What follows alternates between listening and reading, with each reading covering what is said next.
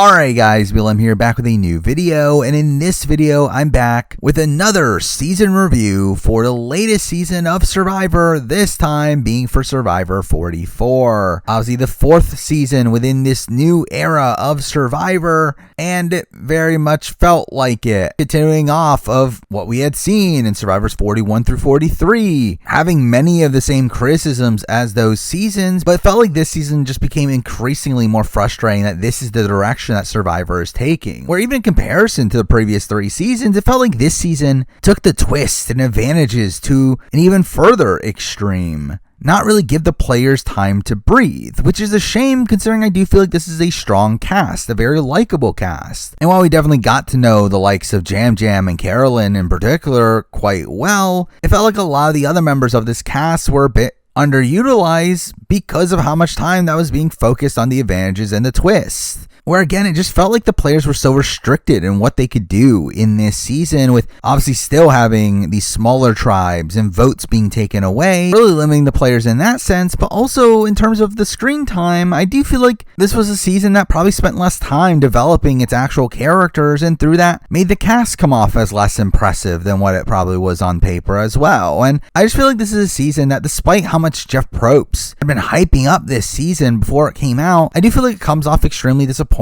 to me. For a while, obviously, Jeff Probst has always had some questionable opinions on what are his favorite seasons. I think this really just exemplified even more so to me that what Jeff Probst wants out of Survivor and the direction that Survivor is currently going in is not the direction that I personally want Survivor to go in, and through that led to more frustration while watching the show. But despite that, I still enjoyed aspects of this season, and it's still probably one of the better ones of the new era. But I do think, considering the level of hype that there was for the season coming into it, I do leave it a bit disappointed. But either way, like my other reviews, I'll still be going through season from beginning to end, talking about my detailed thoughts along the way. And with that, let's start off with episode 1, which ended up having a bit of a strange opening to the episode, where unlike most premieres that just start with the players being brought to the starting mat, with Probst usually having his typical narration, here, before we get to that part of the show, we get a opening confessional from Carolyn, who is being asked by a producer to introduce herself, to which she's like confused over what to say. And I did find this to be pretty fun, obviously shaking up the norms here, also introducing us to Carolyn, who is obviously a massive character on this season. Though I will say I do feel like her introduction here did make it very abundant that she was going to be a massive character on this season, to where why else would they start the premiere episode focusing on her if she wasn't going to be a major character across the season? So I did feel like that came off a bit spoilery in a way, but even then I did like them shaking things up here, and obviously Carolyn's just an incredible character that becomes a massive highlight on this season anyway. But then we get to the players riding in on boats, and I will say as a whole, this intro scene to me did come off as a bit underwhelming in comparison to previous seasons. I feel like in those intros there was so much to chew on, where I went through those so much in depth because of how many people got their intros, how many people had set up storylines right from the beginning, while I feel like on this season we don't really get that as much. I mean, here we only have 4 confessionals before Jeff gives off his spiel, a lot of them being pretty short here. And we do start off with Carson, who talks about being really prepared for the show, having spreadsheets and having done puzzles, which obviously plays into his later storyline. Obviously Carson becomes a massive player across this season. We get introduced to Claire, who in retrospect feels kind of weird that she got introduced here, considering she doesn't really get that much content across the season. We see Jamie get introduced, with her having this really fun energy off the bat, and talks about yoga and building social emotional connections, and this ends up being a solid opening confessional for her, despite the fact that her edit goes downhill pretty quickly afterwards. But also we get introduced to Jam Jam, who is obviously one of the main characters of the season. And here we get a confessional that was actually in the trailer for 44 at the 43 finale, which is a great confessional of him talking about how excited he is to be there and him being excited to go poop in the ocean. And obviously this is a great intro to his character, with him having some great one-liners across the season, though even within this doesn't really set up that major of a storyline for him. I mean, I guess it sets up how excited he is to be there, though really that's most of the people here. To where, considering his role on the season moving forward, I would have expected there there to be this thematic storyline that was set up from the beginning, similar to what we got from seasons past. So again, this season didn't really do that as much. By the way, when Jeff gives his spiel, we do finally get a couple shorter confessionals, though these don't really play that much of a factor in anything. I mean, we get Josh briefly talking about how he wasn't supposed to live, which alludes to his backstory, though that doesn't get emphasized until much later on in the season, which is something to mention with this season, is the fact that it does feel like they greatly reduced the amount of quote-unquote sob stories that get told during the pre-merge of the season, something that was very prominent in 41, 42, and 43, especially 43. And I will say, while people were happy about that, I personally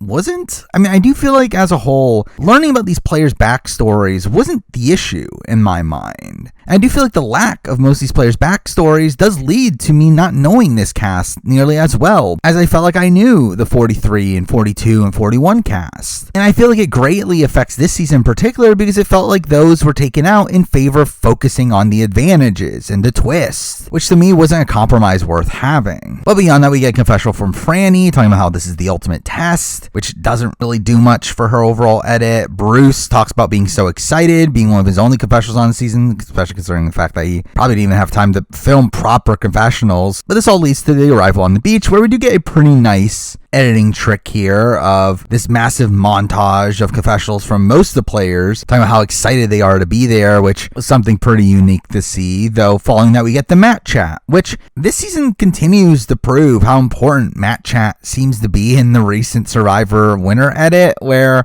again, I don't know if this is actually intentional or not. However, this is the 4th season in a row where the winner is one of the people that gets to speak at the initial Matt chat. And Erica, Marianne, and Gabler all had that, and here we do have Jam Jam being asked the first question, which is definitely something I noted from his edit here. But beyond that, we get 2 of the other top contenders early on getting questions here as well, that being Franny and Matthew, which again made them seem like they were going to be major characters moving forward as well. Though with that, we get to the first reward challenge, which ends up being a kind of boring one on paper of them just going through a mud pit and underneath obstacles to release pieces for a puzzle, and then they have to release this ring from a pole, and again, it just was not super interesting on paper. But obviously, we have the same sort of format to the previous seasons, where the winners get their supplies right away, while the losing tribes have to do savvy or sweat, with the added twist here of the second place team getting to pick which of the 2 that they end up doing, which is just kind of a pointless addition there. But again, like just seeing Savvy and Sweat back here once again is just so repetitive at this point, which is really just the issue with the entire new era. We've been in this new era now for 4 seasons with almost the exact same format every single time. 3 tribes of 6. The Savvy or Sweat, the eventual Mergatory. And while yes, there are certain deviations from that format made along the way, especially on this season, I just feel like we've seen so much of this that it's just so bland and it's so pointless too.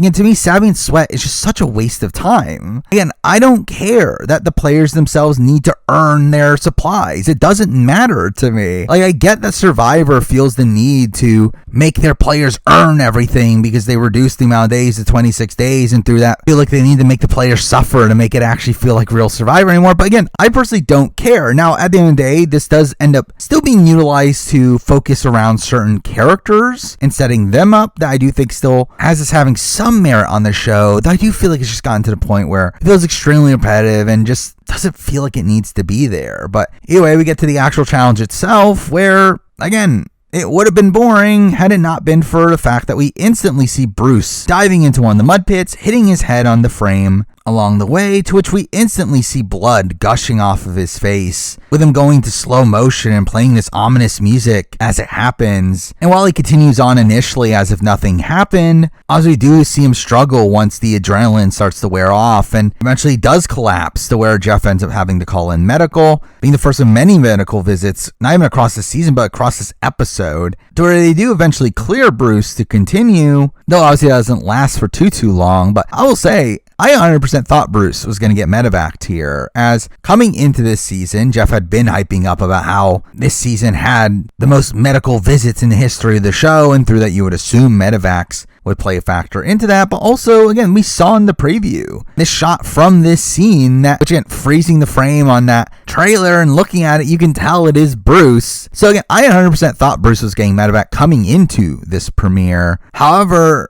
again, I was expecting it to be in this scene, and when it didn't happen there, I was pleasantly surprised. Again, obviously you don't want to see someone get medevaced. But obviously, again, it was all for naught, though. We do have Ratu making a big comeback here and winning the challenge. However, we do see Carolyn really struggling with getting the ring off the pole, to which this was a pretty funny scene of Carolyn screaming every single time she does it, while everyone behind her is freaking out. But after that, we obviously get the first scenes of the players at their camps. Let's start off with Sokka, who obviously ends up winning the reward challenge, and through that doesn't need to do Savvy or Sweat. And right away here, we do get a lot of content based around Matt and Franny, with Matt in particular a lot of really positive content here, talking about how excited but terrified he is to be there, and also getting personal content, talking about getting out of a relationship recently and pushing himself to be there, which all ends up being really positive content for him, while Franny ends up being a main narrator of the Sokka tribe in this episode, seeming to come off as a really strategic player off the bat, though we obviously see this formation of the bond between Matt and Franny, which really ends up being a bulk of Sokka's content moving forward, where outside of the content based around advantages, it really is all in on the Matt and Franny relationship, which is definitely a very endearing relationship, one that is fun to watch on the season, but it really felt like the Sokka tribe was really watered down to primarily focus on them, while everyone else just kind of felt like background characters. So we do get introduced to a couple of the other players here, with Danny getting to talk about him being a firefighter, though really he gets one of the more subdued edits of the premiere, while Heidi ends up getting some pretty strong content here, where she ends up being the one to eventually make fire for the tribe, with her talking about being an engineer and being underestimated, where everyone is surprised at her being able to make fire, where she mentions that she's tiny but mighty, and all this felt like very strong content for Heidi, to where despite the fact that she ends up being one of the more invisible people throughout most of the pre-merge, always came into the merge with the expectation that Heidi's edit would pop at that point, kind of being this Erica style figure, though that obviously doesn't really come to be. Though I do feel like this edit in the premiere here definitely did scream out that she was going to have longevity on the show at least. Now also while here we do get introduced to the birdcage, obviously one of the new twists for Survivor 44, where each tribe gets a birdcage where inside of it is a pouch, which obviously we later find out has an idol inside, though the players have to find a key to open it, and it's overall a twist that I kind of like, especially on paper. I do like this concept of adding this added risk to getting idols on this season, where you have to find them publicly, but not in the way that like the Beware advantage was utilized, where that felt a bit too underpowered. I feel like the birdcage again adds a bit more danger to you having to sneak off and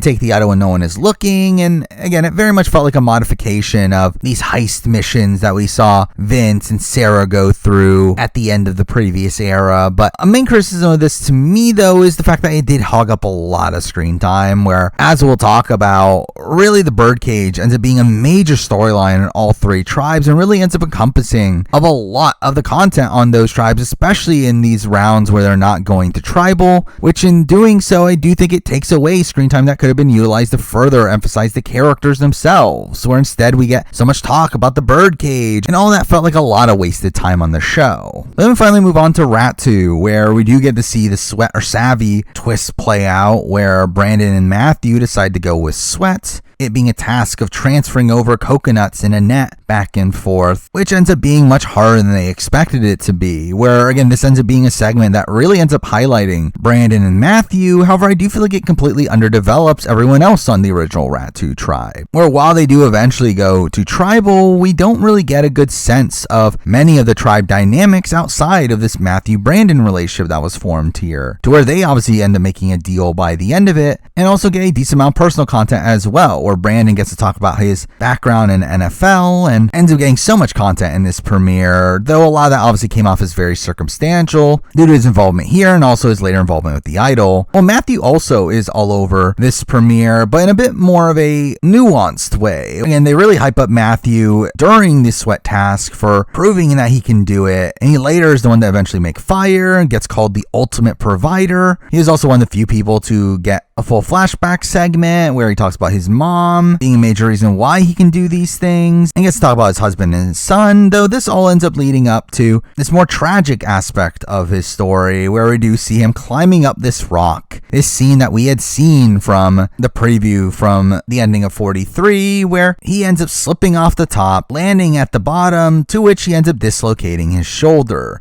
a pretty brutal scene here to where, I mean, he should be pretty lucky that all he did is dislocate his shoulder, as again, it really felt like that fall could have been a lot more dangerous. Though still, obviously, this shoulder injury ends up playing a major factor into his role on this season here, with him talking about how he doesn't want his stupidity to take him out of the game, which sadly, this scene ends up being the direct cause of his later quit from the game. But with that, we now move on to Tika, aka the main characters of the show, where right away, I do feel like the Tika tribe was clearly set up the most of these three tribes, where we got to know more of their dynamics. We got to know a lot more of the characters within this tribe. I do feel like this season just very much felt like it was a season focused around Tika, with us constantly getting checkups on what Tika is doing in terms of the grander scope of the game. And because the content they get here made it very clear that one of the Tika members were eventually going to go on to win the game. But obviously all this content does start off with them having to do Savvy, as Rat2 ended up picking Sweat, which was also a curious choice from Rat2 in the sense that this obviously is a challenge that greatly favors the Tika tribe, where Bruce was obviously meant to be the big physical guy for the tribe, though with him being injured, this tribe ends up being more so filled with these more brainy people, and we do see Helen and Carson instantly go into the Savvy task and do extremely well here, getting it right away, which I will say the actual task itself here was just kind of boring, of them having to count rings, and again, really just did not bring that much to their show, though obviously does give Helen content here, though again, content that felt very circumstantial, where it didn't really feel like it had much substance to it, while Carson gets a bit better of content here, getting to narrate the entire decision-making process, while also getting personal content later on, talking about having never dated before and having gained 30 pounds to go on the show, and with him also getting credit for the formation of the initial majority alliance of him, Helen, and Sarah. It very much felt like this perfect edit for Carson, though in a way that kind of felt too perfect, which was definitely a worry there. Though with that strong content for Carson, we do also get some minor undermining here in a moment that has Carson wanting to make fire, but before he's able to do so, Jam Jam makes it instead. A moment that did pique my interest during the initial watching, to where it did feel like potential fire making foreshadowing for down the road. But either way, this does transition us to very strong content for Jam Jam, with him talking about his personal story, having coming from Puerto Rico, and how what he's learned there has helped him on the island. He also comes off as a very fun presence in the camp life, talking about how he feels like a dinosaur is going to come out and eat them. He having being excited to see the bird cage and wants to know if there's candy inside. And again, all that's really fun, but also through that we also get some minor setup to his relationship with Carolyn, to where they have a very short game conversation, with them seemingly being on the outs after the formation of the Carson, Helen, Sarah trio. Though really coming out of this premiere, to me, Jam Jam's edit was also pretty strong. The only major downside for me was the fact that he didn't get as much game content as I would have liked him to. But again, this relationship with Carolyn obviously becomes an integral one moving forward, and with that we should talk about Carolyn, who also gets a lot of content in this premiere, with again her seeing this alliance form and being worried that she's going to be at the bottom, talks about not wanting the game to pass her by, to where we have this really awkward conversation between her and Helen, to where she talks about being this loud, crazy, emotional person, but it's okay to be different, which plays into her overall storyline. Though really with this scene as well, with her talking to Helen and this being portrayed as like Helen being in the majority while Carolyn was in the minority, it very much screamed out to me as a scene that was meant to be irony for down the road, to where from just one scene I very much pegged Helen to be the first to go from the original Tika tribe, especially considering how Carolyn was obviously set up to be a lasting character for down the road, while again Helen's content felt very circumstantial. But obviously with the Tika tribe, we do also have to mention the eventual medevac of Bruce, where we get this scene of them in the middle of the night where ominous music is playing, and we see Bruce struggling, to where medical comes out with him revealing that his head is killing him, to where Jeff then arrives, making it obviously very clear that they're about to pull him from the game. And again, obviously it's just as sad as any other medevac, though even more tragic in the sense that this is obviously an injury that was sustained from the very first challenge, and through that Bruce never really got a chance to play the game, having this concussion from the moment he started the game and not really getting to enjoy the experience, which is obviously extremely tragic, though obviously we know that he is currently on Survivor 45, so at least he did get another chance afterwards, which we'll talk about in like 7 months from now. But even beyond that, this scene was also a pretty interesting one for Tika's edit as a whole as well to me, where again it very much felt like them setting up Tika as the eventual winners, where as Bruce is leaving, we literally get this line from Jam Jam being subtitled on the bottom of the screen saying that we're going to be bringing it home for you. Feeling like this very clear foreshadowing, them just blatantly setting up that person from this tribe is going to eventually win. But with that, I guess I should give this eulogy on Bruce, which, and there isn't that much to say here. We're obviously going to see him back. It'll be interesting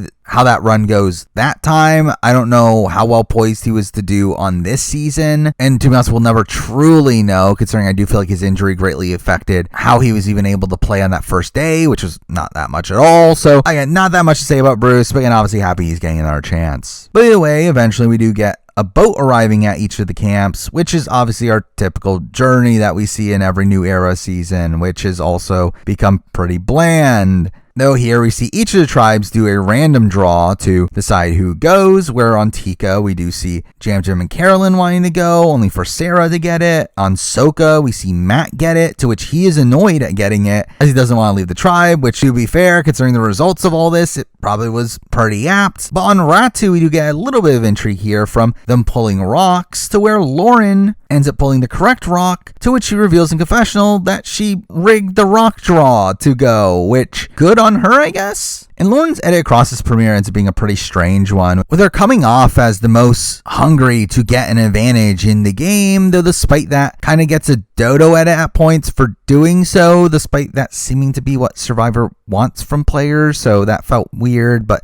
either way, obviously those three players go to the journey, but really who cares, as really the more interesting part happens back at the Ratu camp while everyone's on the journey, where here we have Matthew leading a group search for the key to the birdcage, to where Maddie and Brandon are paired up, to which Brandon ends up finding the key right in front of Maddie, to which Maddie obviously notices, though he tries to play it off, to which he pretends to end up finding it once again right in front of her, which is all really sloppy play from Brandon. Obviously, when you find it right in front of her, you just kind of have to show her at that point. But the way that he handles it here just makes it even more clear that he doesn't want to work with Maddie, especially when Maddie tells him that she wants to keep it a secret between the two, only for Brandon to essentially say no and just tell everybody about the idol anyway. Which, I mean, I guess to be fair to Brandon, according to him, he didn't think it was going to be an idol. He, for some reason, actually thought it was going to be some sort of tribal reward, which kind of shows you how naive he was. Well, this obviously completely fractures the relationship between Brandon and Maddie, to where they directly come for each other by the end of this episode. But with that, we do have Brandon opening up the birdcage, obviously getting an idol, one that is obviously public at this point, which that obviously paints a massive target on his back, but beyond that also finds a fake idol inside.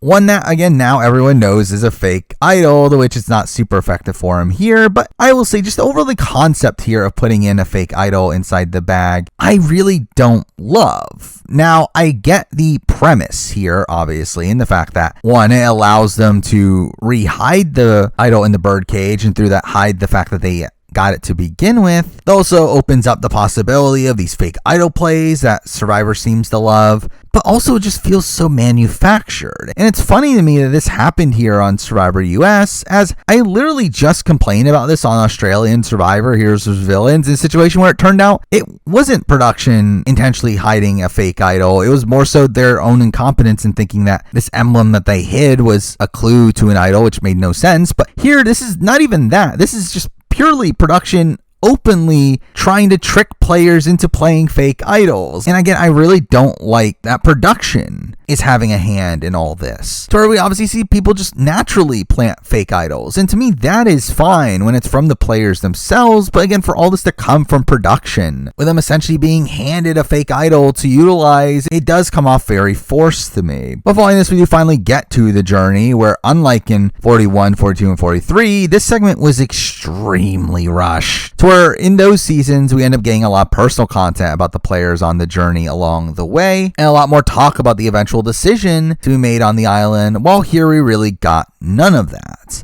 which can be a pro and a con. Obviously, it does allow for more time on other things, though I really still feel like they weren't utilizing the way that I wanted to, as I feel like I barely knew the people that were going on this trip to begin with, where here we have Lauren, Matt, and Sarah here, with only Matt getting any true focus, where again, he gets a continuation of his previous content, talking about how he's scared and how this could be overwhelming to him, all while Sarah and Lauren are kind of just there. However, again, they immediately go to their stations, to where this is where we get another change that I really did not like, where in previous seasons, obviously we had this ship wheel where they could choose to risk or not to risk. I thought last season had a decent modification of it in making it public and making everything open to the players. However, this season does something that, again, I feel like is completely the opposite direction of where I want Survivor to go, in the fact that they don't even give the players a choice initially, where essentially they are given a random draw for an advantage where they are forced to draw at least once, to where there's a 2 out of 3 chance of getting a no vote, while the other thing is the eventual advantage. But again, the forcing of you to draw once is stripping agency from the player there, which ends up being a common occurrence across this season, and it feels like it's doing so just to add these extra advantages, and through that just adding a lot more randomness to the game, giving players a lot less control over how their games play out, which just adds a lot more unneeded luck to the game, especially when we add in the factor that these advantages are all different, where it's not even like previous seasons where everyone just got an extra vote. Here we literally see 2 of the players here get advantages, both of them being radically different advantages with radically different powers, with one being way more useful than the other. But either way, we do see Matt playing into his arc here and losing his vote initially, but then taking the risk only to then lose his vote again, meaning that he cannot vote at his first 2 tribals, playing into his storyline there. Though despite that, I will say I do think Matt plays this the best of the 3 here, where he ends up being the only one to go back to camp and being fully truthful with his tribe, outside of the fact that he lost 2 votes where he only tells them 1, which is a lie that I don't think is too meaningful. But it is a situation where, again, like obviously these players are going to eventually know you lied to them if you lied to them here about the overall format of the journey, to where it just feels kind of ridiculous to see how the other 2 play it, where they both end up lying to their tribes. But you then get Sarah, who does lose her first vote, however goes again and does get the advantage, that being a new one called the inheritance advantage, which ends up seeming like an extremely overpowered advantage, where right away we hear that she can play it at a tribal, to which doing so will have her inherit all the advantages played at that tribal. And through that, it comes off extremely overpowered at first. However, I will say, after learning the full rules of it, I don't actually mind it as much, where it turns out that this is an advantage that you can only play at the time that you are voting, meaning that it has to be before any advantages are actually played,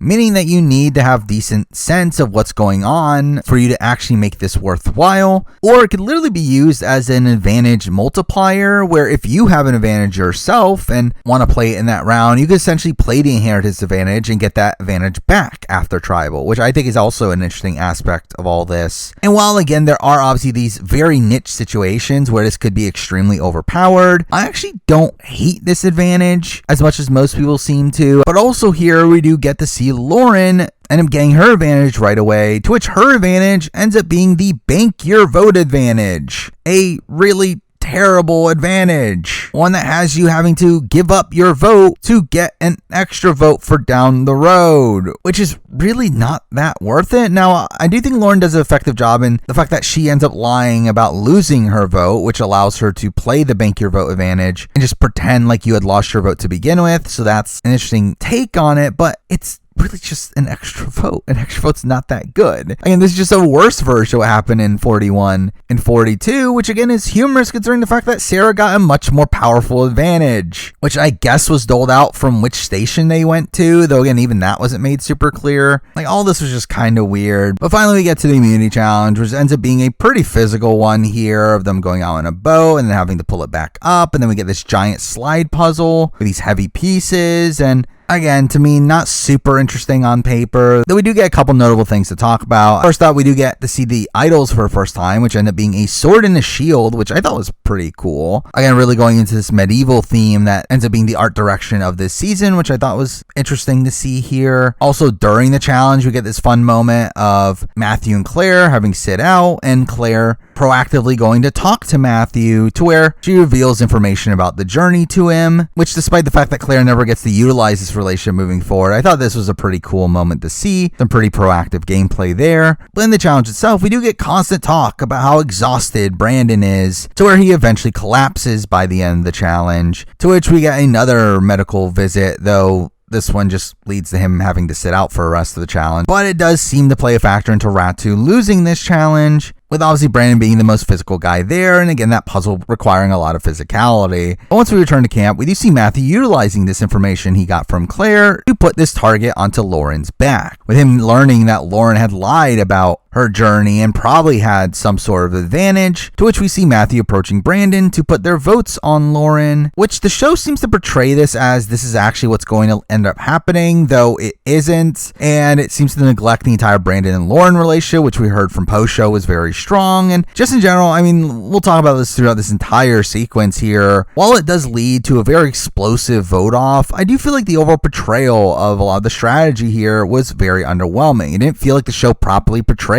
a lot of what was going on here, with a lot of the storylines here feeling very manufactured, which just in general is kind of an issue I have with most of this season. The fact that I feel like we didn't get to focus that much on the actual strategy of what was going on and the actual dynamics within the game, as again, they decided to focus a lot more on these broader strokes, which has kind of been an issue of Modern Survivor, with 43 having a similar issue in that as well. But again, from this point forward, it made it seem like the guys were together and they were going to pick up Jamie to create this majority against Lauren. But again, based on what we've heard, it doesn't feel like that was ever actually going to happen. However, through this, we do see Maddie talking to Lauren, to which Maddie decides to create this big plan to blindside Brandon. Obviously not trusting him now due to the situation with the idol, and her wanting to make a big move right off the bat, which I will say to Maddie, bravo, she does accomplish her goal of getting the majority of the votes onto Brandon by the end of this episode. However, why are you targeting the guy that has an idol without any plan on splitting the vote?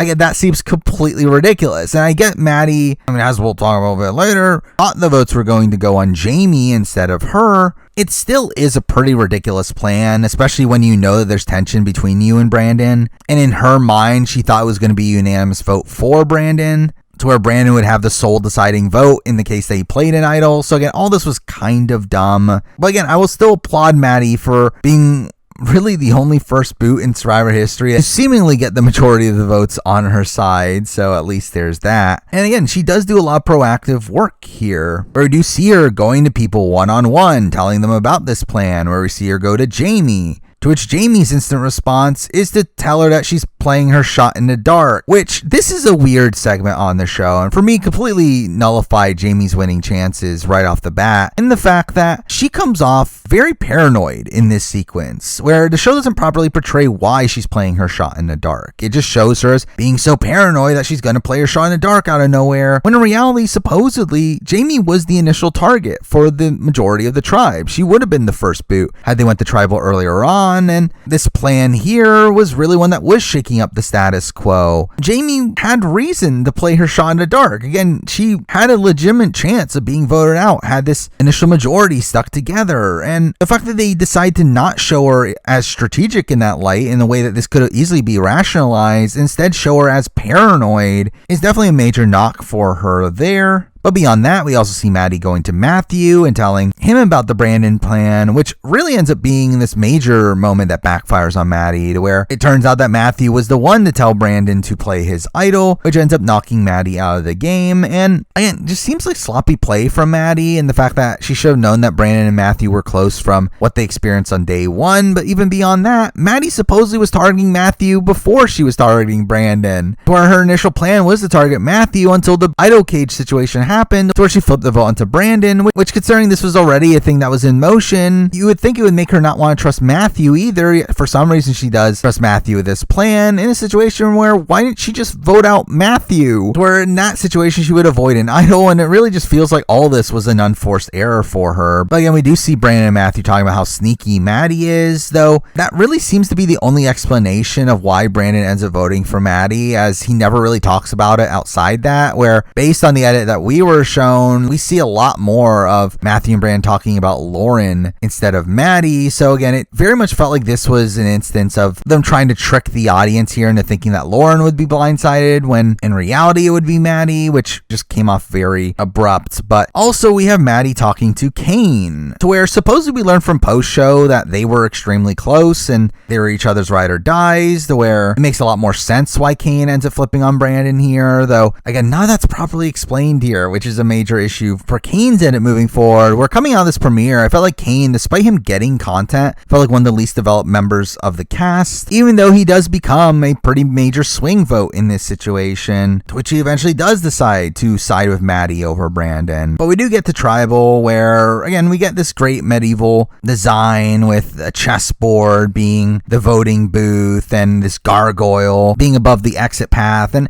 again a cool visual design here. But Tribal here ends up being kind of fun in the fact that Brandon obviously openly has an idol and clearly knows that there's a target on his back, and he clearly comes off as he had already planned on playing the idol no matter what in this situation. Though we do also have Jamie just openly talking about how she's playing the shot in the dark, and that's kind of fun. But it does lead us to the vote, one that is barely a vote, which is the strange thing about all this, and the fact that I thought this was a fun result for the season. The fact that Brandon obviously ends up playing his idol's Maddie out of the game in the first round of gameplay, Maddie getting taken out by one vote. A pretty insane start to the season. However, it's also a vote where only 3 of the 6 people end up voting. Where Jamie obviously had already talked about using her shot in the dark, Lauren had banked her vote to get an extra vote, while Matthew had also decided to use his shot in the dark, which didn't even get explained in this episode. And through that, only Maddie and Kane end up voting both for Brandon, with Brandon's vote being the deciding vote of it all, which again is fun to see Maddie being blindsided by her own plan here, but I did feel like it just felt a bit unsurvivory, and the fact that only half the tribe is even getting a vote in this situation. Now, I should also mention the fact that Jamie's shot in the dark is the first successful shot in the dark play in the history of the show, but it didn't end up affecting anything. But again, like, it was a fun vote. I still enjoyed this, especially at the time, though I did think when reanalyzing the way that all this played out, it really just feels like it further exemplifies the issues with modern Survivor and how much they're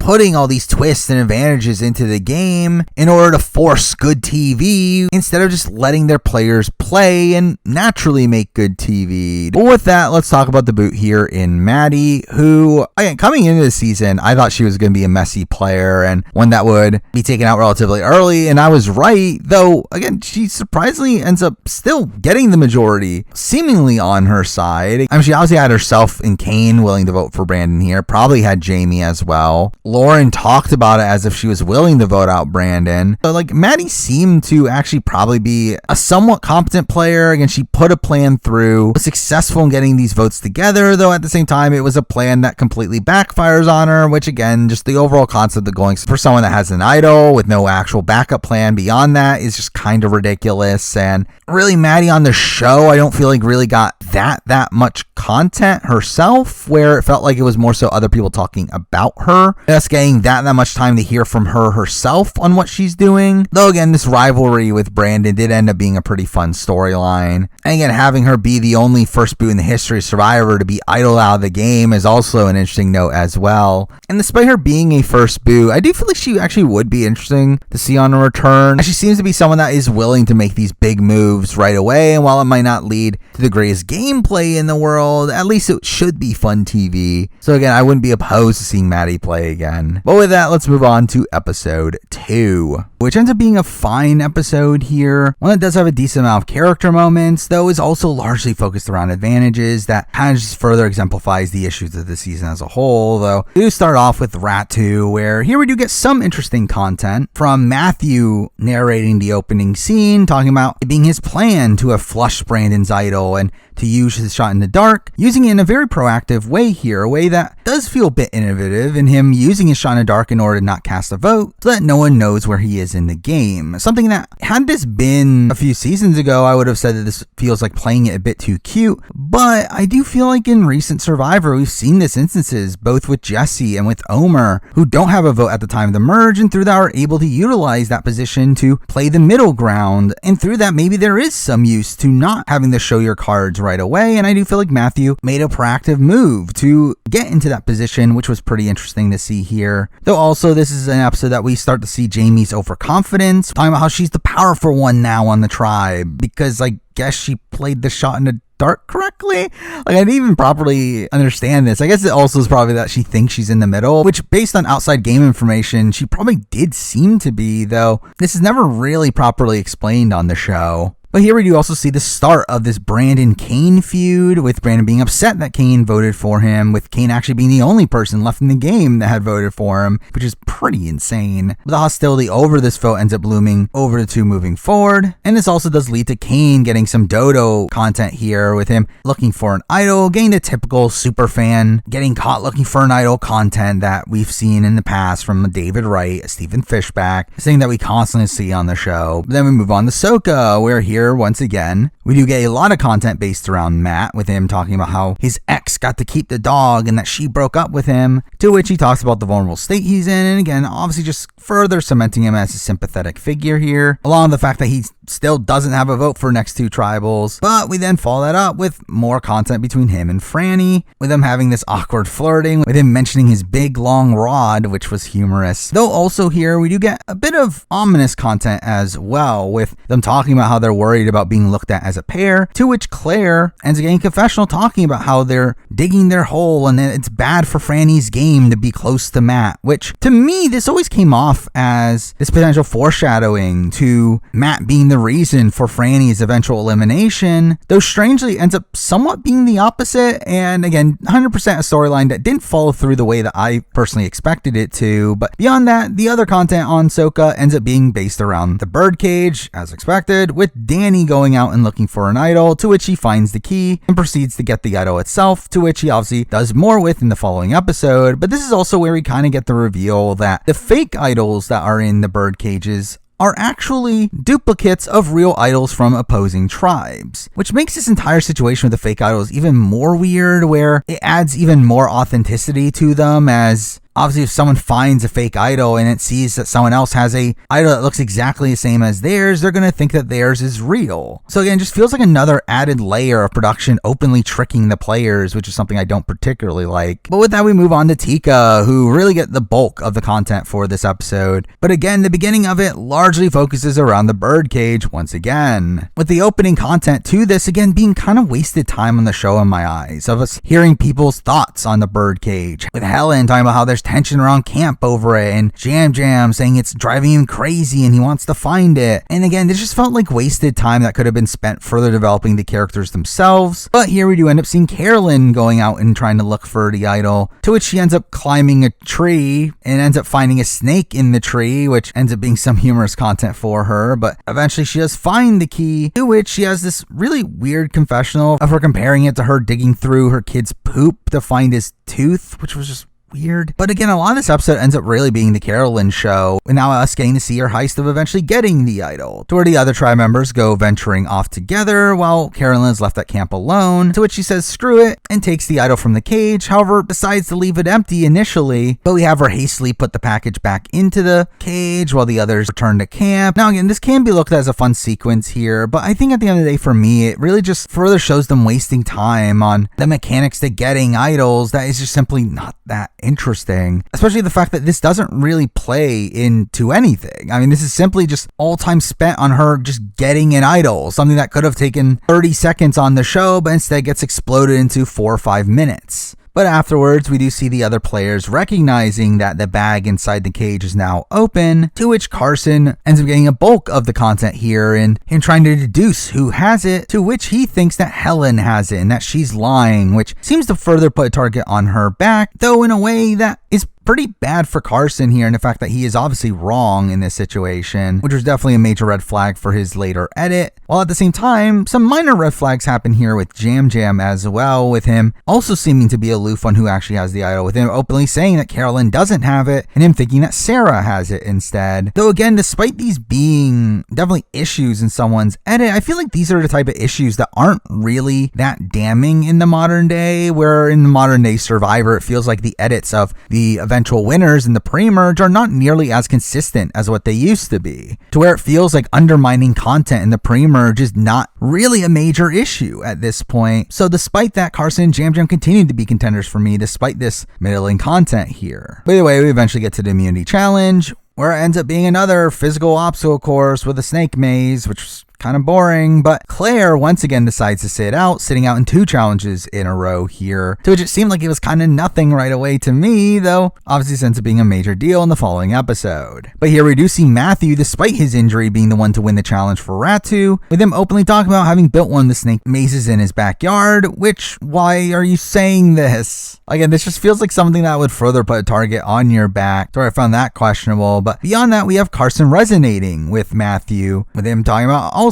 having done a lot of puzzles at home, though this ends up transitioning to more personal content for him, with him talking about starting to be a rocket scientist and being smarter than people think he is and wanting to be underestimated, which plays into some of the overarching themes of the season. But beyond that, we do see the presumed majority on this tribe of Helen, Carson, Sarah agree to vote out Carolyn due to needing Jam Jam for physical strength, which his entire notion of keeping the guy around for physical strength seems to be becoming a major issue in the modern era. But due to the fact that Sarah doesn't have a vote, they do need Jam Jam to be voting with them to have the outright majority, so they do end up telling Jam Jam about this plan, to which we get this fun content from Jam Jam of him running through the woods in order to find Carolyn, and ends up telling her exactly what happened, with now them both agreeing on wanting Helen out, with Carson now being set up as the swing, with him now having a final 3 deal with also Carolyn and Jam Jam, to which the entire vote comes down to Carson talking about voting with his cool, calm, collected side or his fun, chaotic side, to which he does eventually obviously end up voting out Helen at the end of this round, who goes home in a 3-1 vote, with Sarah being blindsided from all this. And to be honest, I think it's very tough to distinguish whether or not this was the right move for Carson, to where I think at the end of the day it probably was pretty marginal. I think it was more so just based on who he personally felt like he was closer to, though really I feel like there's no way for us to actually discern what truly happened with this vote, as again it doesn't feel like the show properly portrayed any of this, which is just the issue with the modern editing style, where it feels like we didn't really even know that much about Carson's relationships with any of these people. We never got these like one-on-one scenes with Carson and Jam Jam, or Carson and Carolyn, Carson and Helen, Carson and Sarah. We really don't know, and I think that's kind of the issue with discerning the strategy of this season, is that there's so many things that I can't properly assess the strategy of because I don't know what was actually going on here. By the way, we do end up losing Helen here, who was there. Her content all felt pretty circumstantial, and her content in the premiere was mostly based around her doing the Savvy Challenge and getting it right. While beyond that, she was portrayed to be in that majority alliance with Carson and Sarah, and seemingly gets taken out due to Carson's misread in the game, though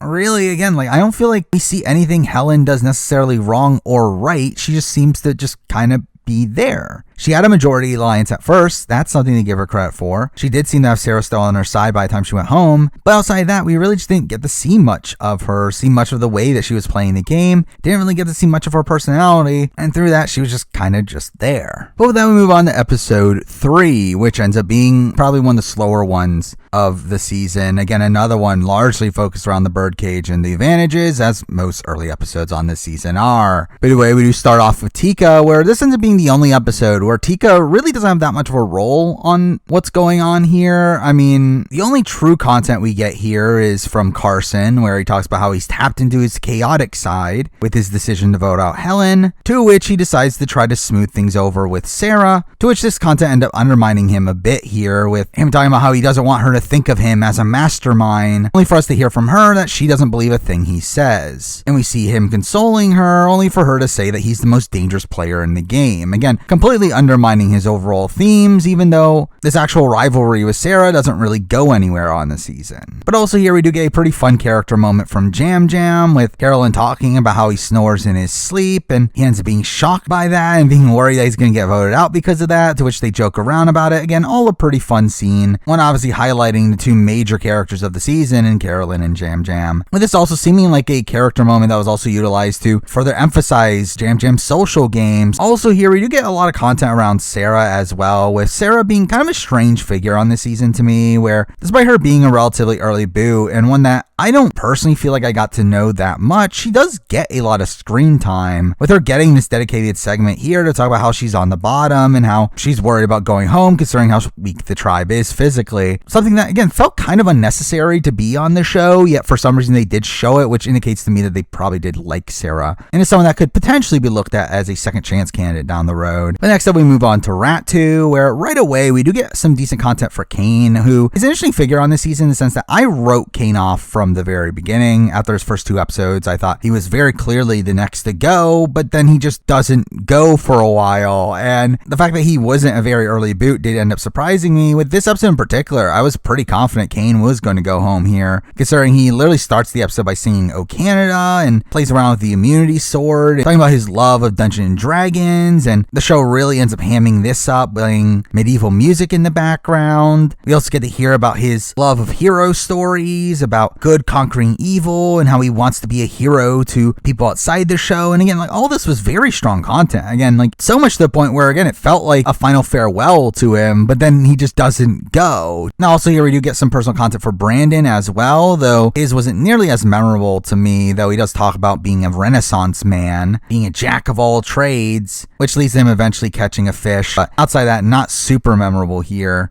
Also, we get another strange segment in this episode around how Rat 2 ends up finding worms and decides to eat them, and for some reason have to watch Jamie and Lauren both eat worms, which is like, why was this here? Especially over showcasing more of the actual dynamics on the tribe, to which they never truly dive deep into. But this does end up leading to more content for Jamie, with her still showing her overconfidence and talking about how she's born to play this game, and we see her bonding with Matthew over plants because she wears a necklace that says Plant Lady, and she ends up calling Matthew Plant Daddy, which was just kind of a weird segment there as well, though this ends up leading to them talking around the water well, to which Jamie notices an idol at the bottom of it, which ends up really coming out of nowhere. And that's because we then follow that up with a flashback from Matthew, with him revealing that what she found was a fake idol, where he himself had made a fake idol after finding a real one, and had actively led Jamie to that fake idol in order to make her think that she's safe, while also forcing a bond between the two. Again, really impressive gameplay here from Matthew, showing him really thinking outside the box and making Matthew a massive what if in my eyes, of a player that demonstrated a lot of potential in the game, though we never fully got to see it play out, with this feeling like a great innovation on the fake idol strategy, actually making it have some use outside of just making someone stop looking for an idol. It's actually cultivating a relationship between the two that could have paid dividends had Rat 2 ever gone to tribal. But beyond that, we then spend the rest of the time in this episode focused around Sokka, first starting off with more Matt and Franny content, because that's obviously what most of the Sokka tribe is. But this time in a more negative sense here, where we do see Danny making a deal with the rest of the tribe to go after Matt and Franny if they go to tribal, to which this seems to paint a target at Matt and Franny's back as expected, though this is followed up by more idol content around Danny, with him eating the note that says that the fake idol does not have power, which is just really humorous. Again,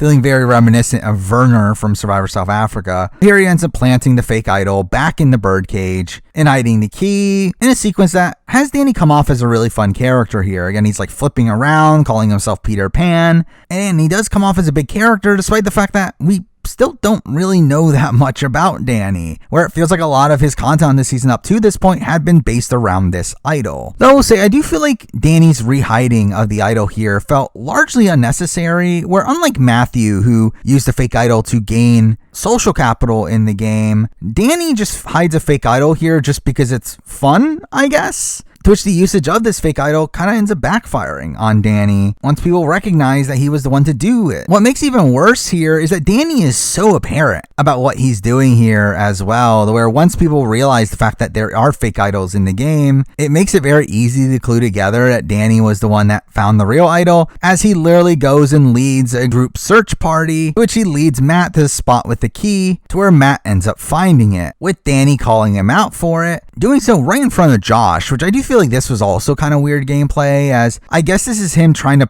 paint a target onto Matt through people thinking that he has the idol, though also at the same time, we do learn that Danny actually wanted to keep Matt around in the game at this point because he had the fake idol, because that was some leverage he had on him, which again makes this make less sense, but either way, this ends up leading to Matt actually using this information to his own benefit over Danny, where Matt ends up confiding in Josh about the idol, to which Josh ends up being excited that Matt was willing to give him that information, and through that, talks about how he doesn't want to target Matt and Franny anymore, which seems to go against what Danny initially wanted to begin with. But either way, this all eventually leads up to the immunity challenge, where, again, it's another really physical one with the 4-color pattern puzzle that we see multiple times now, to where Jeff makes a big deal here of will Claire compete or not, only for Claire to decide to not compete once again, meaning that Claire has only competed in one challenge this entire season, that being the opening challenge, and has since then not competed in any immunities, which leads to an interesting statistic for her moving forward. But also during this challenge, we do end up hearing a lot about Matthew's shoulder injury reigniting, which really made me worried for the future of Matt's game, as the constant talk about how his shoulder is still injured did make it pretty apparent to me that it was probably going to lead to some ramifications later on. But either way, Ratu ends up winning, with Tika coming in second, all leading up to a very awkward moment of Kane wanting to be knighted by Jeff, to which Jeff clearly was not into it and just said, take the sword. But with that, we do have Sokka going to tribal, and right away, we do see the target being painted on Claire, with Danny talking about how she hasn't competed in any challenges and hasn't built camaraderie, to which pretty quickly, most people seem to agree with this plan, and Claire seems to be on her way out. Though the one person that seems to want to save Claire ends up being Franny, to where despite Claire still wanting Matt out, Franny does want to try to keep both Matt and Claire still around and try to paint the target onto Josh, which Josh ends up getting a very strange edit on this season, where from this point forward, Josh ends up becoming a major character on the season, despite the fact that he was pretty invisible up to this point. And despite his visibility, a lot of that content ends up being largely negative, where here again, we see a lot of his confidence in thinking that he's in the majority and has Matt and Franny in his corner, only for Matt and Franny to actually be wanting him out here, where it does seem like a plan almost came together of the women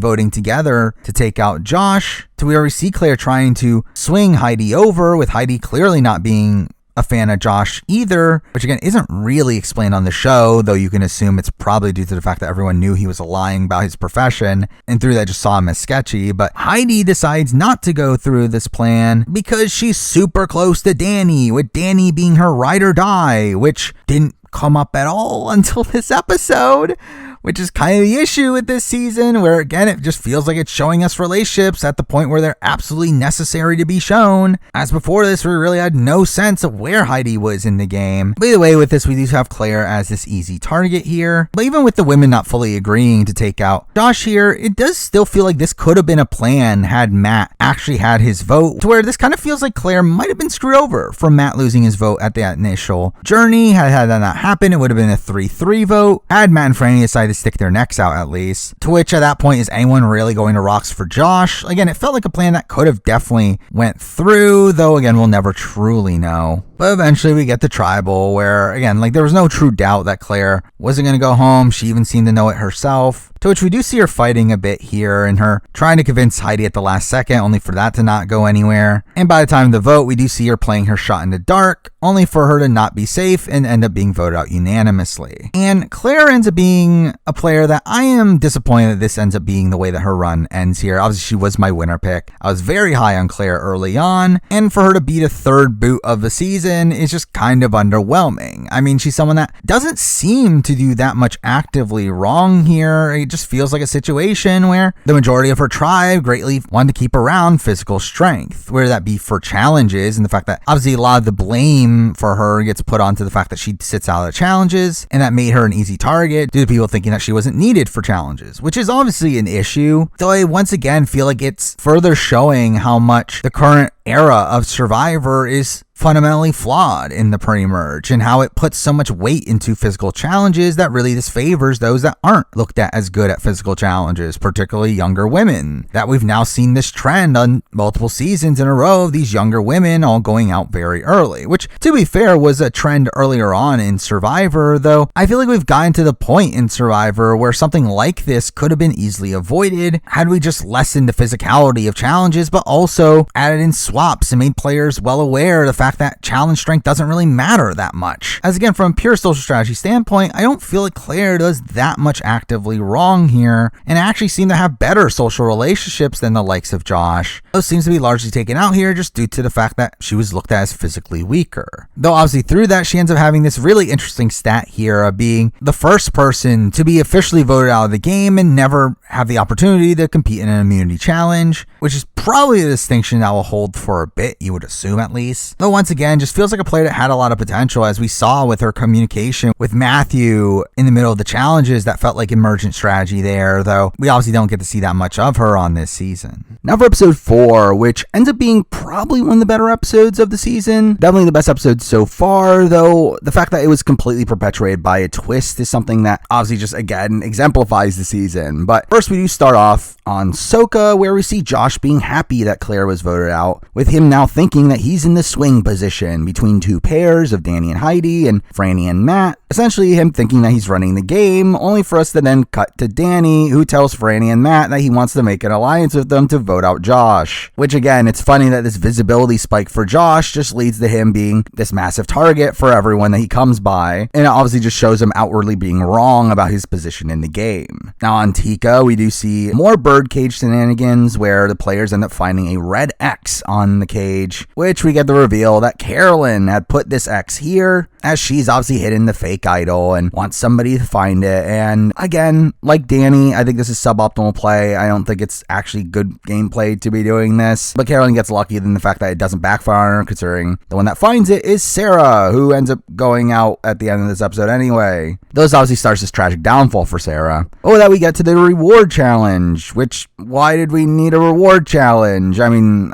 I guess we kind of needed it, as it does lead into the journey. I know we have typically been having episode 4 reward challenges in the modern era, though I just don't really care about it, and this was a pretty boring one too, of just them shooting slingshots. But Soka ends up winning here pretty easily, to which they end up picking Josh, Carson, and Jamie to go on the journey. A choice that has major game ramifications, with Jeff even outwardly saying so, though again, we don't get to see the decision making on why these people were picked, which I do think, again, this shows the show not really focusing on the strategy of the game anymore, and more so, again, just being focused on these big twists that are happening. Obviously, we see these players going on the journey, where we get the reveal that each of them are going to be given an immunity idol, which will expire at the merge, which immediately sounds like overkill, until we find out that they will also not be returning to their tribes, with this essentially being a one-person tribe swap. And there's a lot to break down here. Obviously, we finally have a tribe swap in the new era. Cool. I've been wanting it. The issue is that it's literally a one-person tribe swap, which obviously on paper would swap screw the person that swaps over. Obviously, they should be pretty dead to rights, though I will say an interesting aspect of this is the fact that they are given an idol, essentially given one round of immunity, and through that, and the fact that the merge is so close, meaning that more than likely a tribe won't be going to tribal twice, it ends up actually not screwing over the swapped player as much, and more so screws over the players that didn't swap, as now they have essentially this ticking bomb on their tribe, this player that can't be voted out and has an influence on who will be voted out. I know people have complained about the fact that these players were given idols in this situation, though for me, I feel like that is the optimal way to do this, where I feel like if these players swapped over and didn't get idols, that would be absolute worst case scenario, as obviously these people would just be voted out right away. It would just be boring and also entirely pointless, where at least here I think it adds an added layer of strategy to have to counter this idol and this person that was added to the game. Now at the end of the day, obviously I just want a regular swap. That would be nice, but I actually didn't hate seeing this for a one-time thing, even though again, even here it doesn't play that major a factor outside of this singular episode, as we obviously only get one actual tribal after this swap. But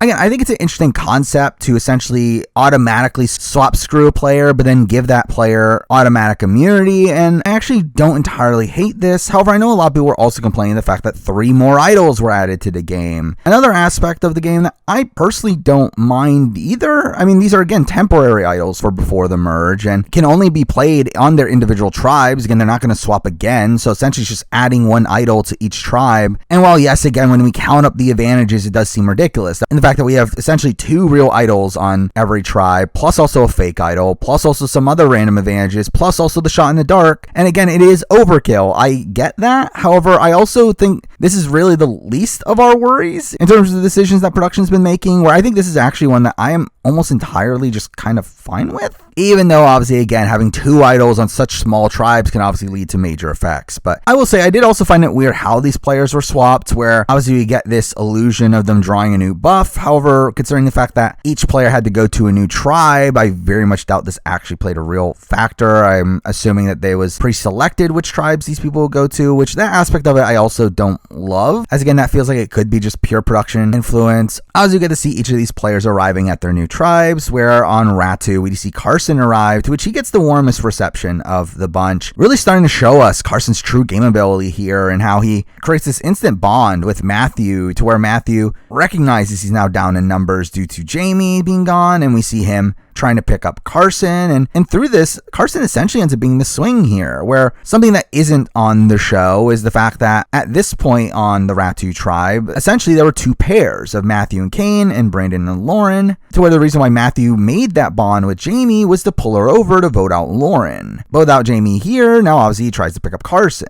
So essentially Carson ends up taking Jamie's spot in the game, essentially being this powerful swing vote. So obviously it doesn't really come to be, as they never really go to tribal, but even beyond that, I feel like this was pretty solid content for the 2. We're coming out of this episode, I was very high on Matthew, which is obviously ironic considering he literally gets medevaced in the following episode. Now on Soko, we do see Jamie arriving, where she again comes off extremely braggadocious, where she talks about how she's going to do exactly what she did on Ratu here, which is like, what did you do? You were on the bottom and played a shot in the dark and just got conveniently placed in a middle position, but also ends up talking about having 2 idols, which we know she doesn't. But really the only true content on this tribe from this episode ends up being from Danny deciding to look through her bags. So we get talk about how if she has no idols, then they'll just have an easy vote and vote her out, only for Danny to not find anything, to which I did feel like we got this interesting confessional immediately following this from Matt, where they take their time to go out of their way to show us Matt saying that he doesn't believe it and thinks she actually does have something, which obviously we know that she does have this idol that's only good through the merge. So this was an episode where for me, Matt also got very strong content, which definitely elevated his winning chances to me as well. It was essentially being the only time I didn't have the 3 Tikas of Carolyn, Jam Jam, and Carson, all 3 in the top 3. By the way, we then cut to Tika, where here we see Josh arriving, where he's upset he's not in a good position anymore, because he definitely was in one to begin with. But we do get some fun content here from Sarah asking Josh if he's a surgeon, to which he lies and says that he's a personal trainer, to which the tribe just openly doesn't believe him, with Sarah even calling out that she heard him say that he'll do well at the snake maze because he has steady hands, to which Jam Jam in particular gets insulted by his lie here, to where this starts their rivalry. But really, again, this just seemed like such a blatant mistake from Josh to lie about his job here, where, I mean, I can kind of get it if we're in like old school Survivor. However, I feel like in the new era, just being a surgeon is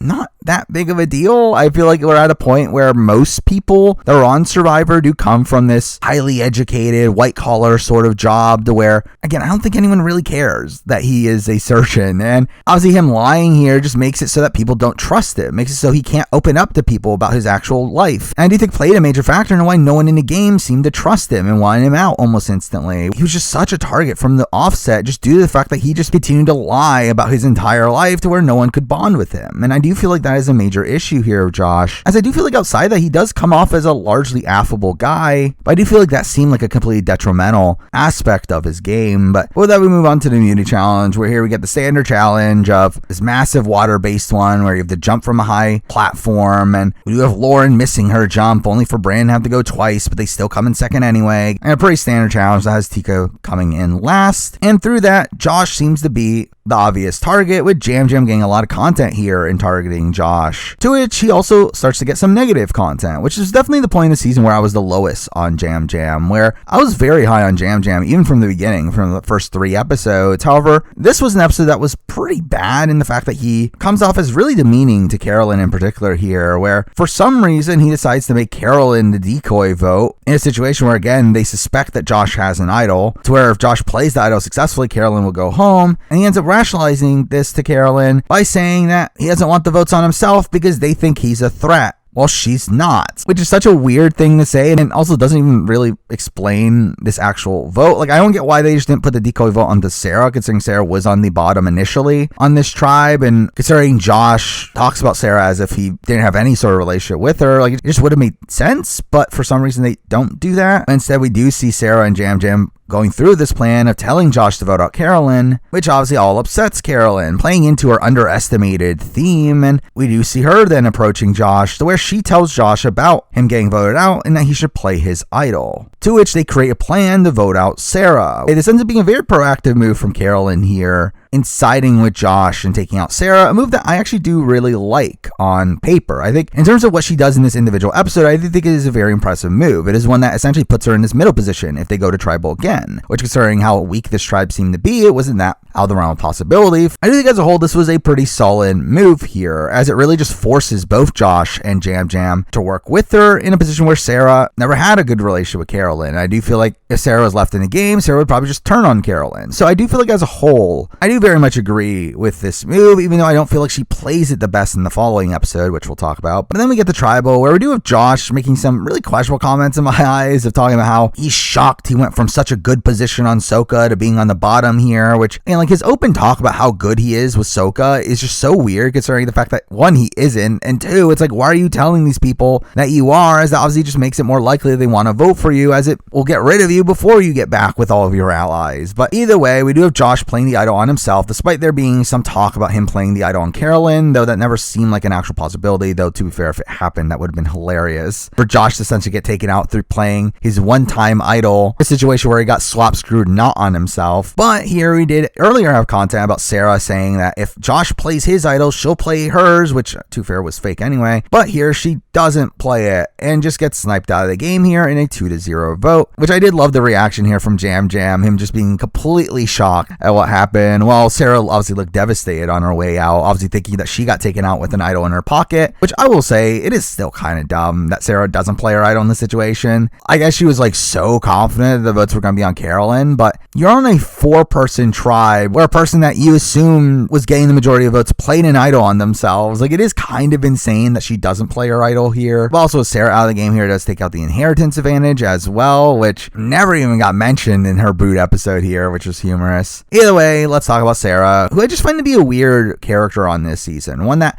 again, gets a decent amount of screen time. I mean, she is one of the top confessional getters at the time that she goes out of the game here. Yeah, despite that, I feel like I know nothing about Sarah. Like, she seems like a competent player, a pretty rational player, one that seemed to be the most normal person on the original Tika tribe, but she really just did not scream out to me, despite the fact that, again, she gets a decent amount of content. And I don't think she's entirely, like, boring or anything. I just feel like the actual content that we got from her never really stood out. However, again, I do feel like production like Sarah. I feel like that's a lot of the reason why she gets as much content as she does. So I would not be surprised if she comes back for a second chance season or something to that nature, but really I didn't personally find her that notable on this season. With that, we move on to episode 5, which I know a lot of people have said that this is one of the best episodes of the season, and I do agree that it is a very fun episode, one with a good chunk of character moments, but I do feel like the overall conclusion to the episode is enough for me to not quite hold it at that standard, though still a pretty fun episode. Now we do start off with Tika, where here we obviously see the return to camp, where we get this bickering between Jam Jam and Carolyn, with Jam Jam kind of sulking at the beginning, and us getting this content about the Jam Jam Josh rivalry, where we have them openly talking about how he doesn't trust Jam Jam, which Jam Jam is pretty incredulous of this in the confessional, which, I mean, I will say, I didn't particularly love. Like, he was saying, you did the same thing to me. And it's like, I mean, he didn't vote you out. But again, still just fun confessionals from Jam Jam, with him just being really a master at confessionals in my eyes. And this rivalry ends up being really fun TV here, though. Beyond that, we do also get some pretty nice content for the two, where we see Josh and Jam Jam talking about their coming out stories. Where, again, we've seen similar segments to this in recent Survivor, but considering it came from these two rivals in the game game here, I did feel like this was still a pretty interesting segment. The one that does lead to Josh now telling Jam Jam that he would be willing to get rid of Carolyn. In a way, taking Carolyn out of the swing position here, though not fully until what we see later. But next up we move on to Soko, where Danny finally gets personal content. It took him like 5 episodes, getting content about talking about his wife and daughter. And again, this was solid content for him, but not anything that really elevated his winner contention to me. But following this, we get more overconfident Jamie content with her talking to Matt and telling him that she knows everything going on at Rat 2 and having more information than everyone else in the game. And again, this sort of content was just kind of weird, but she ends up being upset at Matt here for not instantly wanting to work with her, talking about how Matt isn't playing strategically, only for us to then see her approach Franny and tell her about how she wants to target Matt in a situation where she doesn't recognize how close Matt and Franny are, which is obviously just all bad content for Jamie, and well, not the greatest content for Matt either. I do feel like the negativity for Jamie during this kind of evens that out, but either way, this obviously leads to more showmance content for Franny and Matt, with Franny talking about how she would date him in real life, and we could hear the producer telling her that I see you blushing, which again, nice content. Matt and Franny were definitely likable figures on this season, even though again, still not the type of content that I personally would want, and also still a bit overexposed for my liking, as again, they were pretty much the only consistent storyline on the Soko tribe. With that, we move on to Rat 2, where this once again ends up being really strong content for Carson, where we have this segment of Kane wanting to bond with him over being nerds, which was a very weird segment here, as gameplay wise, I do feel like this was pretty good work from Kane. Again, this is part of the plan from Matthew that we hear about postseason, where him and Kane were trying to pull over Carson, and this is essentially Kane's role in all that. But despite that, this scene ends up really elevating Carson in my eyes. Again, it ends up being a sequence where, despite Kane talking about this as a personal relationship, Carson always talks about it as a game relationship in his confessionals. Also playing again into the season's themes while saying that people don't see him as a strategic mastermind, and saying that he's now become closer to certain Rat 2 members than they are to each other. Also foreshadowing his eventual role in downfall of Rat 2, which all this was really good content for Carson. Though it is also while here that we do get more content from Matthew, with him talking about how much pain he's in due to his shoulder, to where we can obviously assume where this is going. But with that, we get to the immunity challenge, where once again, the winning tribe will get to pick who goes on the journey, and we once again get a boring challenge of this course that leads to a table maze, and Josh and Jam Jam just suck at the table maze and end up losing here, meaning that Tika goes to tribal once again, which if everything went through, we would have had a 3-person tribal with really no suspense, as there's no way Jam Jam or Carolyn are going home in this situation. So to me, that's already something that takes away kind of the luster of this episode in my eyes. But also here we do get Brandon, Danny, and Carolyn being picked for the journey, though before that, we end up having a segment of Matthew getting a checkup on his shoulder, to which we get the reveal that his shoulder tissue is torn, but medical won't officially medevac him, leaving us in this position where we have to ponder over what Matthew's going to do, which, I mean, I wonder. But anyway, we get to the journey, which ends up being one of the more fun segments of this entire season, where strangely they do get there and find out that it's just the sanctuary, and that they're going to be given food and shelter with no advantages involved. And again, obviously a change of pace here, one that I think was pretty nice to see. So obviously this ends up being used to bond these 3 players, with them getting to talk game, during which we get, again, one of the more humorous segments of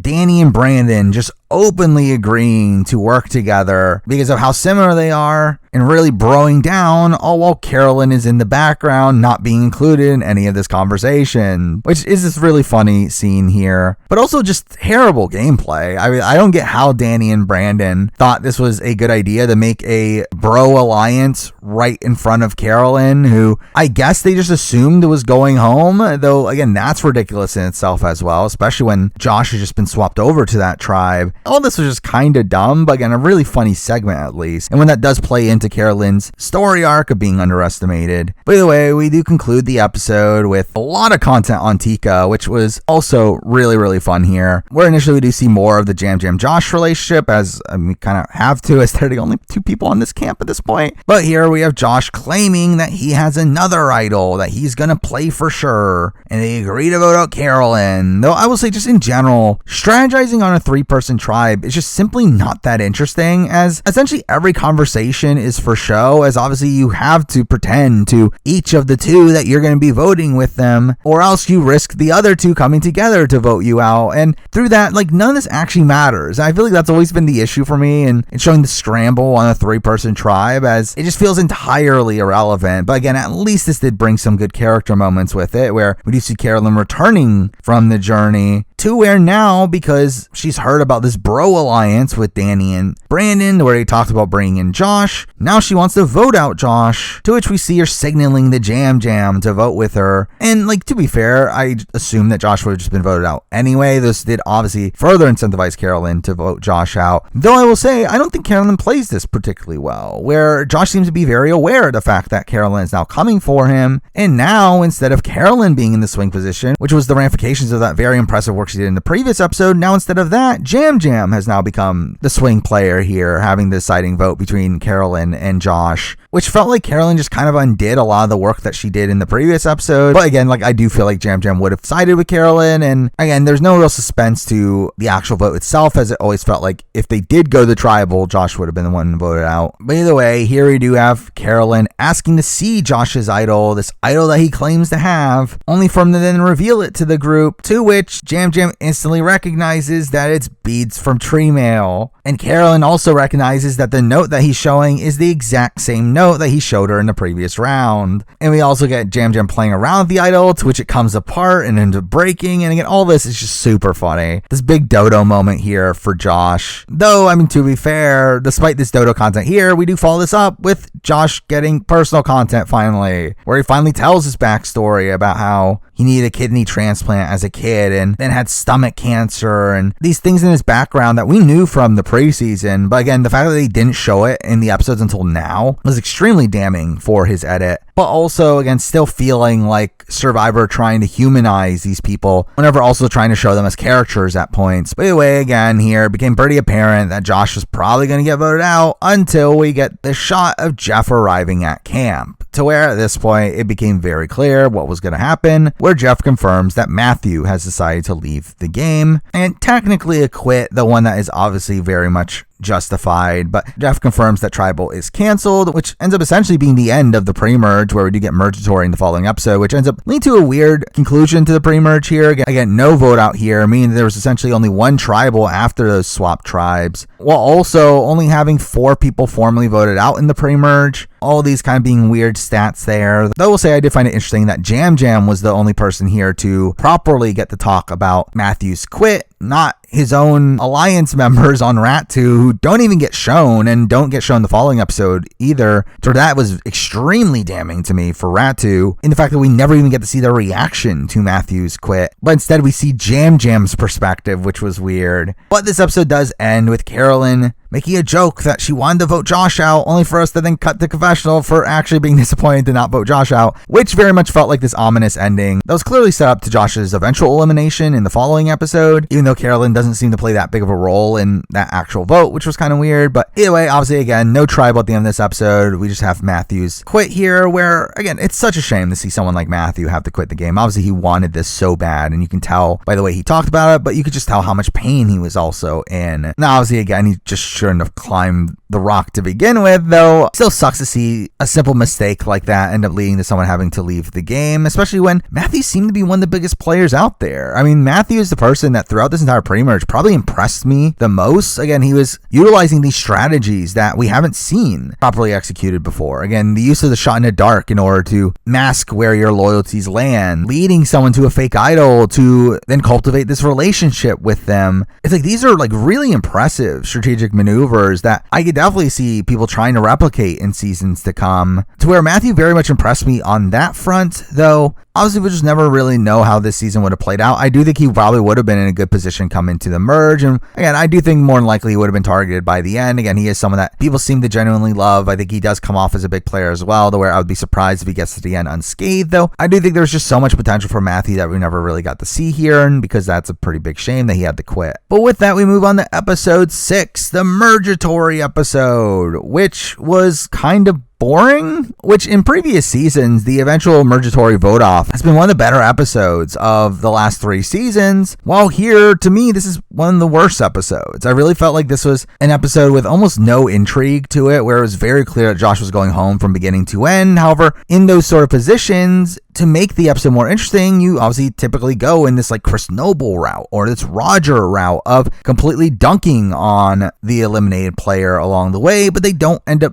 doing that. They end up instead pretending like Josh actually had a chance, despite the fact that we knew that he didn't, which makes this entire episode really lame. But either way, we do start off with a few segments before the actual Mergatory. We're on Tika, we get this fun character moment between Jam Jam and Carolyn, where she can't pronounce bag, and they end up laughing around about that. But at the same time, Josh also talks about feeling on top of the world and talks about how this is all a new beginning to him, which again won't happen. But then we see each of the players getting their tree mail to where they all end up merging at the Ratu camp, where again still no reaction from anyone on Matthew's quit here, though we do see Carson once again getting solid content, talking about how he's going to capitalize on chaos, and we also have him being the one to outline all the advantages in the game, where this is interestingly a situation where everyone assumes that Jamie's idol is real, considering the fact that Matthew had told Carson about Jamie's idol, but the only person that knows that it's fake is someone that is out of the game, something that I don't feel like we've seen before. But also we have Lauren revealing to the rest of the tribe that she has an extra vote, which ends up seeming to put a target on her back from the people not in her alliance. But beyond this, we do have the players arriving at camp, to where we get a weird Jamie confessional in my mind, one where again it shows her overconfidence here, being happy that she's met the most people out of the people left in the game, and she calls herself the MVP and says you're blind if you don't see that, which a lot of people were using this as a way to talk about Jamie as a potential winner candidate here, comparing this to like the Alligabler or the lion into a lamb, though I never saw it that way, specifically with the fact that again Jamie isn't even that prominent in the following episodes and never mentions this style of content again, despite the fact that Erica and Gabler continuously mentioned those phrases of theirs. Well, also I just felt like Jamie's content as a whole was just overwhelmingly negative. That was radically different from the likes of Erica and a Gabler. Erica, who while was shown to be targeted, was still shown to be a strong player, while Gabler, while shown negatively at points, was also given a decent amount of positive content in the pre-merge as well, where Jamie's was almost entirely negative, with most of it coming off as this dodo content about her being overconfident for no reason. So again, to me, this never really stuck out as something that I looked at as leading to an eventual win. But here we have Josh being so excited to be back with his original Soka tribe, which is humorous considering right away we see Heidi and Franny talking about how Josh needs to go, to where this really is this massive indictment against Josh's game. The fact that he has spent time on 2 of the tribes, I mean, outside of Jamie knowing the most people in this game, and despite that, he still becomes the consensus target, with literally everyone that he spent time with at camp wanting him out, which is genuinely insane. How astronomically bad Josh seemed to be at the game here, to where that was the case. And we do also have like some weird gameplay here from Josh, with him being asked by Brandon if he has an idol, to which he tells him he does, only for him to then tell Jamie that his idol is fake, leading to this like weird story about him as well, to where people are unsure if his idol is real or fake, and through that I think incentivize the other players to kind of test that even more, to where instead of this implicit immunity that you would have from having a real idol, I think through the notion that it could be fake, it makes people just want to actually see you flush it instead. Now also we get the continuation of the Josh and Jam Jam rivalry, with Josh telling the group that Jam Jam was going to blindside him, and Jam Jam being upset that he's holding a grudge and ends up saying betrayal in a really funny way in the confessional. But this leads to solid content from Matt, where Matt ends up seemingly building this relationship with Jam Jam to where they agree on Josh as the target. Overall, I did feel like this was a pretty solid episode for Matt. Left him as the top contender outside of the Tikas for me coming out of this episode, which is humorous considering he literally goes out in the following episode. But again, this episode to me also just completely foreshadowed the rest of the game in my eyes, where we do get a lot of focus on the original Tika tribe as well, with Jam Jam and Carolyn seeming to reconnect, during which Carolyn ends up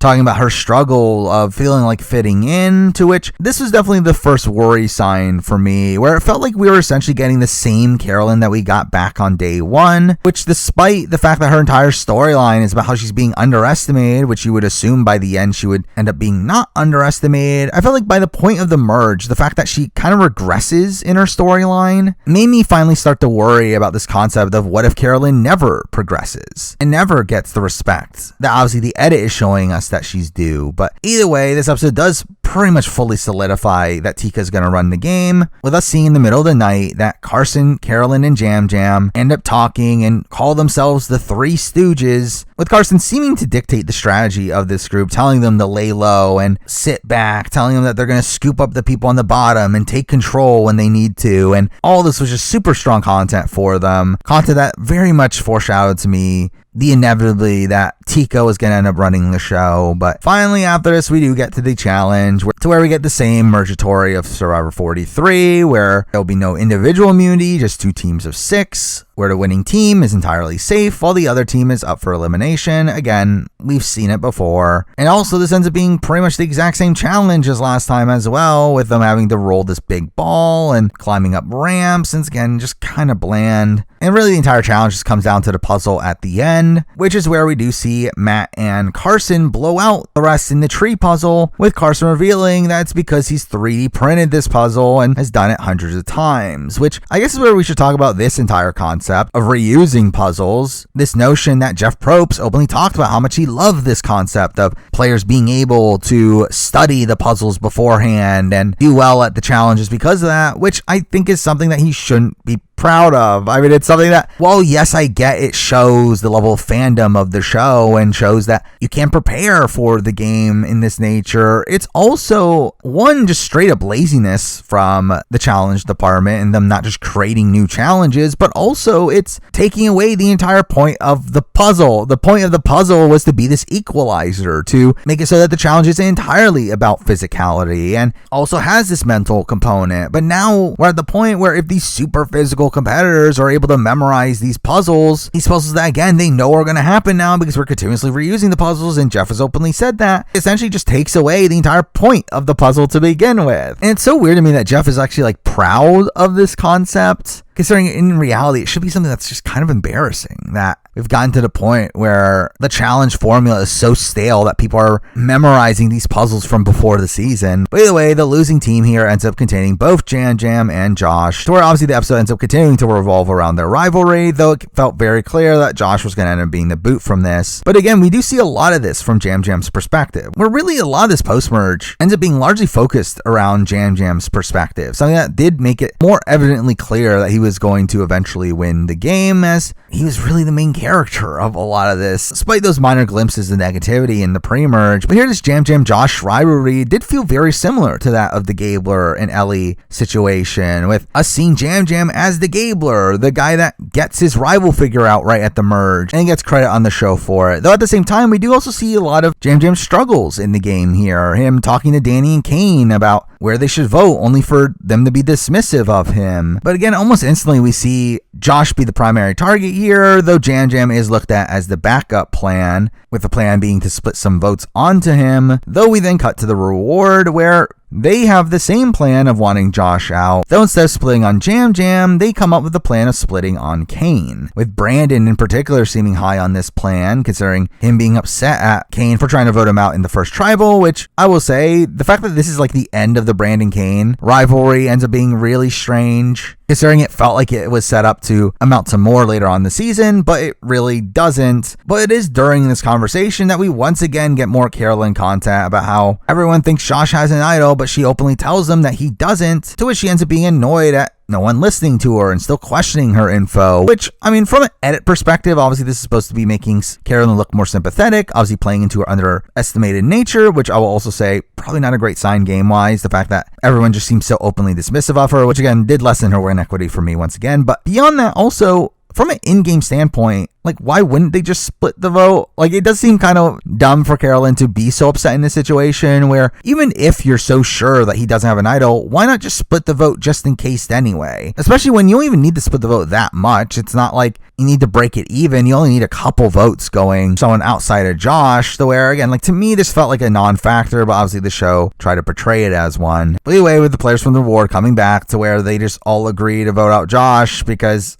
obviously. But now with Kane as the decoy plan, we do have Josh realizing that maybe Jam Jam won't go home, to which we get this awkward conversation between Josh and Jam Jam, to where they try to squash their beef, only for Josh to continue to get this dodo content, with Jam Jam clearly not buying it, but Jam Jam saying that he wants to say bye baby to Josh. And we get this funny little moment as well of Jam Jam wanting Josh to give him his idol, to which he obviously says no. But also we end up getting this weird like subplot around this Kane split vote plan where Carson ends up telling Kane about this, only for Kane to then go back to Brandon, who tells him it's true, to which they end up making another backup plan of now splitting their votes onto Jam Jam anyway, which was, again, the initial plan anyway. Again, all this was kind of weird. But it does really show you how snowed Brandon seemed to be with Carson, where Brandon seems to believe that Carson just accidentally slipped here, when obviously this was a very intentional move from Carson, him trying to save Kane. But I'll say another demerit towards Carolyn's edit to me is that right before the actual tribal, we do obviously get this segment about the confusion over the vote, which is really weird considering, again, like it felt very clear that Josh was going home. But Carolyn is the one that actively is the one saying that she doesn't know what's going to happen leading up to this montage of people being confused, which it does feel weird that Carolyn ends up being the forefront of this. To her, again, like considering this is the merge episode, typically they would want to show their winner being more in control of the game at this point, not openly showing them not knowing what's going on, to where even by the time of the actual vote, Carolyn seems to be completely on the outs, with her being the only person to end up voting Kane as part of that split vote plan, to where she is confused by the Jam Jam votes that come out afterwards. That again did feel like a knock against her edit to me. But also like the overall editing of this tribal was really weird too, where at the point where Jeff asks for idols, we have Josh like pretending to go grab something, which it's like, why even show this when we know that he doesn't have anything? Like, we know his idol is fake. Like, why are they trying to fake us out into thinking he has something? Like, this was just weird. But either way, Josh gets voted out. And again, just as a whole, very predictable round of gameplay. But with that, we do lose Josh, who I thought was a great character on the season by the end of it. It is weird considering the fact that he was obviously pretty purple for his first half of the season. But in his last 3 episodes, he really just becomes a massive standout character. But again, I do respect the hustle from him. He did play hard. He did try to play the game. Again, he played poorly. But again, at least he was playing the game in a way that did make for interesting TV. He obviously continuously talked about his confidence despite the fact that he shouldn't have had any. We have him creating these fake idols and have him constantly shifting between who he's working with, and he obviously had to lie about being a personal trainer. It's like he had a decent chunk of fun character moments here, and his rivalry with Jam Jam is definitely a pretty interesting one as well. But again, I do feel like Josh really came off as a terrible player here, one that only survived 1 round of gameplay, not being immune, but even that being a situation where he probably would have been in more danger had Matt not lost his vote. Beyond that, would have been voted out in episode 5 had it not been for Matthew having to quit the game, in a situation where everyone in the game just agrees to vote him out. Again, it is a pretty bad game, but again, still one that at least made for decent TV. But for episode 7, which ends up being this massive break point, I feel like, for most people on this season, where this was the point where it really felt like we went on a twist overload, to where, well, I personally don't feel like it was as bad as what it seemed on paper. It definitely was just frustrating to see there not being a normal round of gameplay for the umpteenth time now. But either way, we do start the episode with a lot of focus on Jam Jam. He has to talk about his opinions on Josh finally going home, while once again highlighting his social game here and telling the entire tribe that he loves them all, and making this joke saying that if you think it's going to be awkward, it is. And it really felt like, again, the editors going out of their way to show his social game. But he also gets some great confessionals here, talking about how he's going to face adversity, as throwing out his name isn't going to ruffle any feathers. We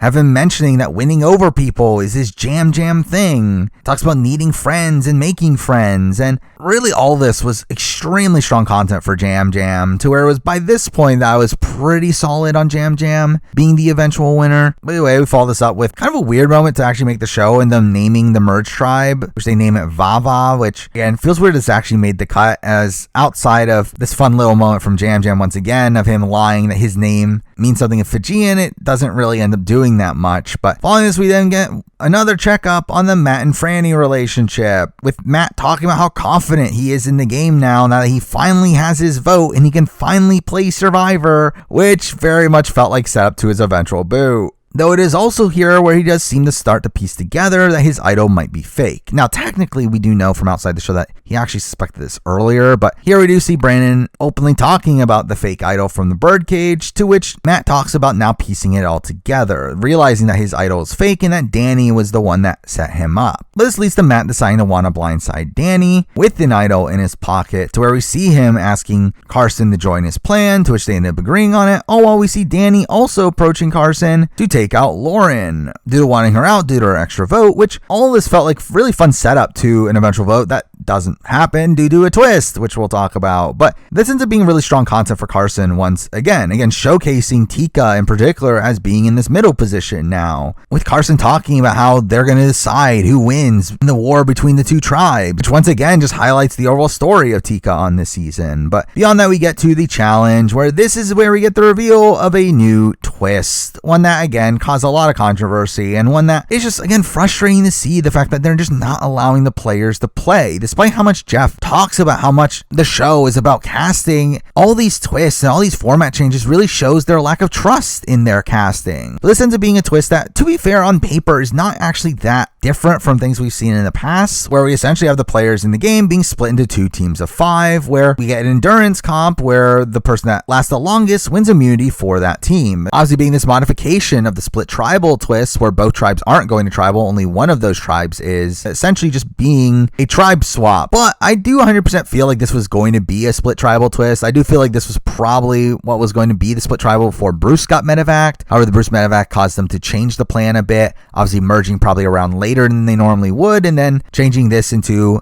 just a singular elimination. But again, it's not anything too new here. However, it's just again the frustration, the fact that they just won't allow a normal round of gameplay to happen, where at this point we haven't had a normal round of gameplay since the Claire vote in episode 3. And while like episode 5 is definitely a wacky circumstance there due to Matthew's quit, it just feels again ridiculous that they continuously add these twists in that don't allow the players to really maneuver through the game. We're again having these players on tribes of 5 where one person is going to be immune due to the immunity challenge anyway. It really just stifles the overall gameplay here. By the way, we do see the challenge to where Franny and Brandon are essentially the last 2 standing, where Franny ends up outlasting Brandon. Obviously, Brandon still gets immunity for his side of things, while Franny's entire team gets immunity in a situation where this was actually probably a bad move for Franny. Now, obviously, the show tries to hype this up as this big moment for Franny, her proving to herself that she can win a challenge and her beating this former NFL player and Brandon. Though at the same time, she had immunity anyway at that point and 100% should have just thrown the challenge. Again, her optimal move here is to throw the challenge so that she is safe, but also her number 1 alliance in Matt on the opposite side is safe. While also probably just allowing for her side of things just to vote out Kane in an easy vote there. That would have been her optimal move in the game. Now, I get that, again, she's someone that wants to prove to herself and wants to win a challenge and also feels like she has the fate of these other players on her back in this situation. And through that, I understand why she doesn't throw the challenge here, though it is 100% suboptimal play here, and obviously leading to her losing Matt extremely early in the game here. Though again, we get 2 teams of 5 here in a situation where we do have 11 people left in the game, meaning that someone will not be picked for a tribe. That person ended up being Carson, where he ends up getting to pick which tribe he ends up going on, which is a pretty powerful advantage actually in this position. As well, I think the initial thought would be, okay, I'm going to pick the stronger team, so I'm going to be safe. In reality, the thought process here, and one that I think Carson probably actually ends up going through with, is more so picking which side you think you're going to be safest with if you go to tribal with that group, where you do see him siding with this side with Carolyn and Kane over the other side that is filled with Rat 2 members that, while he also probably would have been safe there anyway, I do think he went with the team that had a lot more of his naturally ingrained allies on it. But either way, at this point, we do have the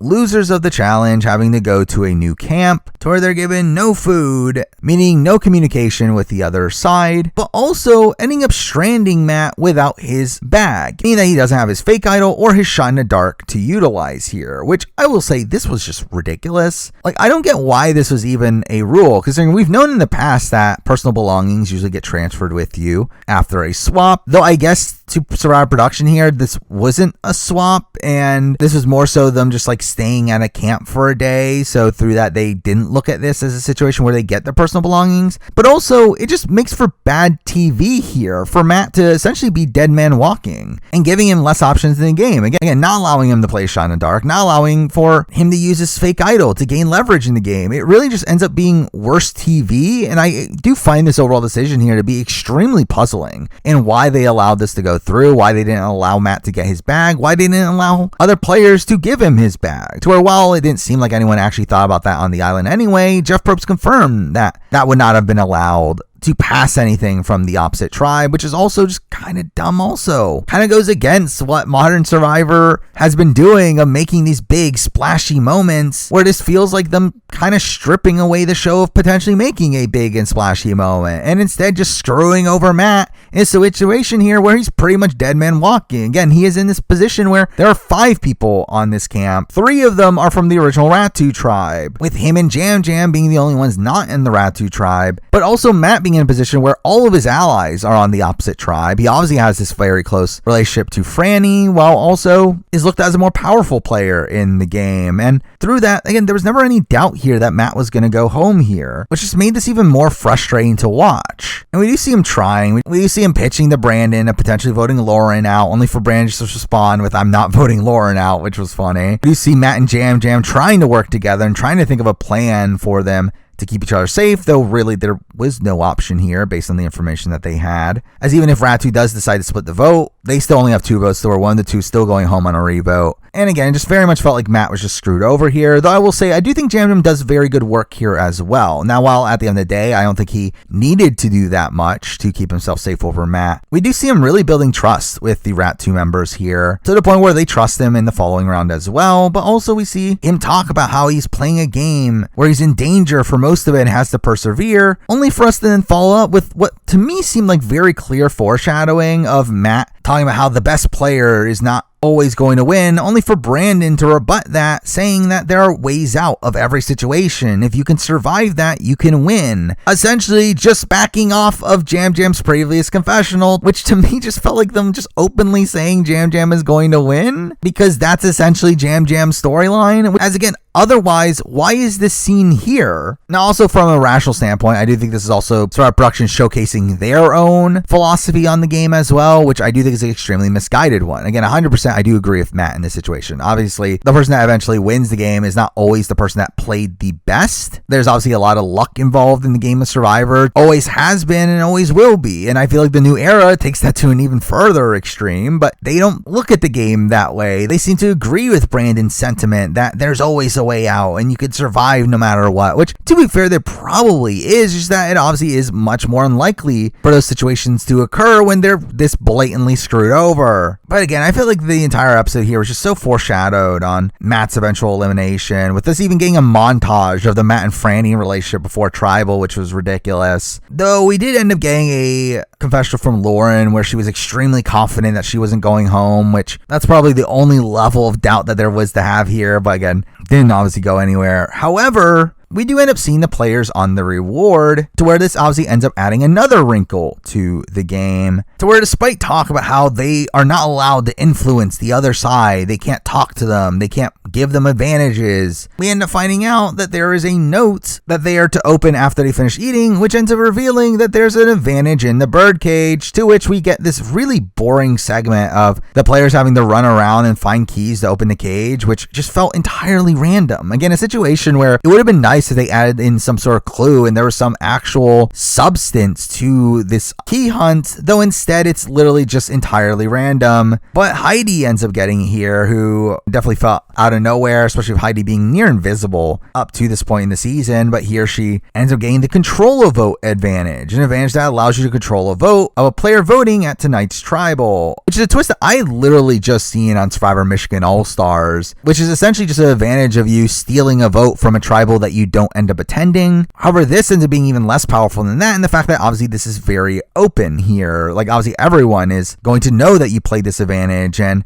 know exactly how you played disadvantage. But through this obviously leads to Heidi having a decent amount of power in the upcoming vote, at least on paper, which I think comes with pros and cons. Again, to me, it's like, well, if we're already having Heidi influence the other side, why not just allow all these other players to also influence the other side by allowing them to spread advantages over, where Carolyn does talk about wanting to save Jam Jam, but again, isn't allowed to play her idol on Jam Jam, even if she wanted to. Really, I do feel like Heidi was kind of in a weird position here, where the only situation I see here in her being able to get Arattu out through this round is for her to have stolen Jamie or Brandon's votes and put those votes onto Lauren, to where that would have allowed her vote plus Matt and Jam Jam to vote for Lauren, to where on the revote they'd be able to win out there due to her not being able to vote there. But in any other situation, really Lauren's extra vote here kind of neuters a lot of the potential plans for moving forward. And also we do see Heidi just not really even care that much to save Matt in this situation. We do see Heidi talk about how she thinks she's better off if Matt goes home and she has Franny closer to her. And in turn, it kind of feels like she uses this advantage in a way to more so pretend like she wanted to save Matt, to kind of save face in that light, while also not really ruffle any feathers with the Arattu, which does seem largely misguided. I mean,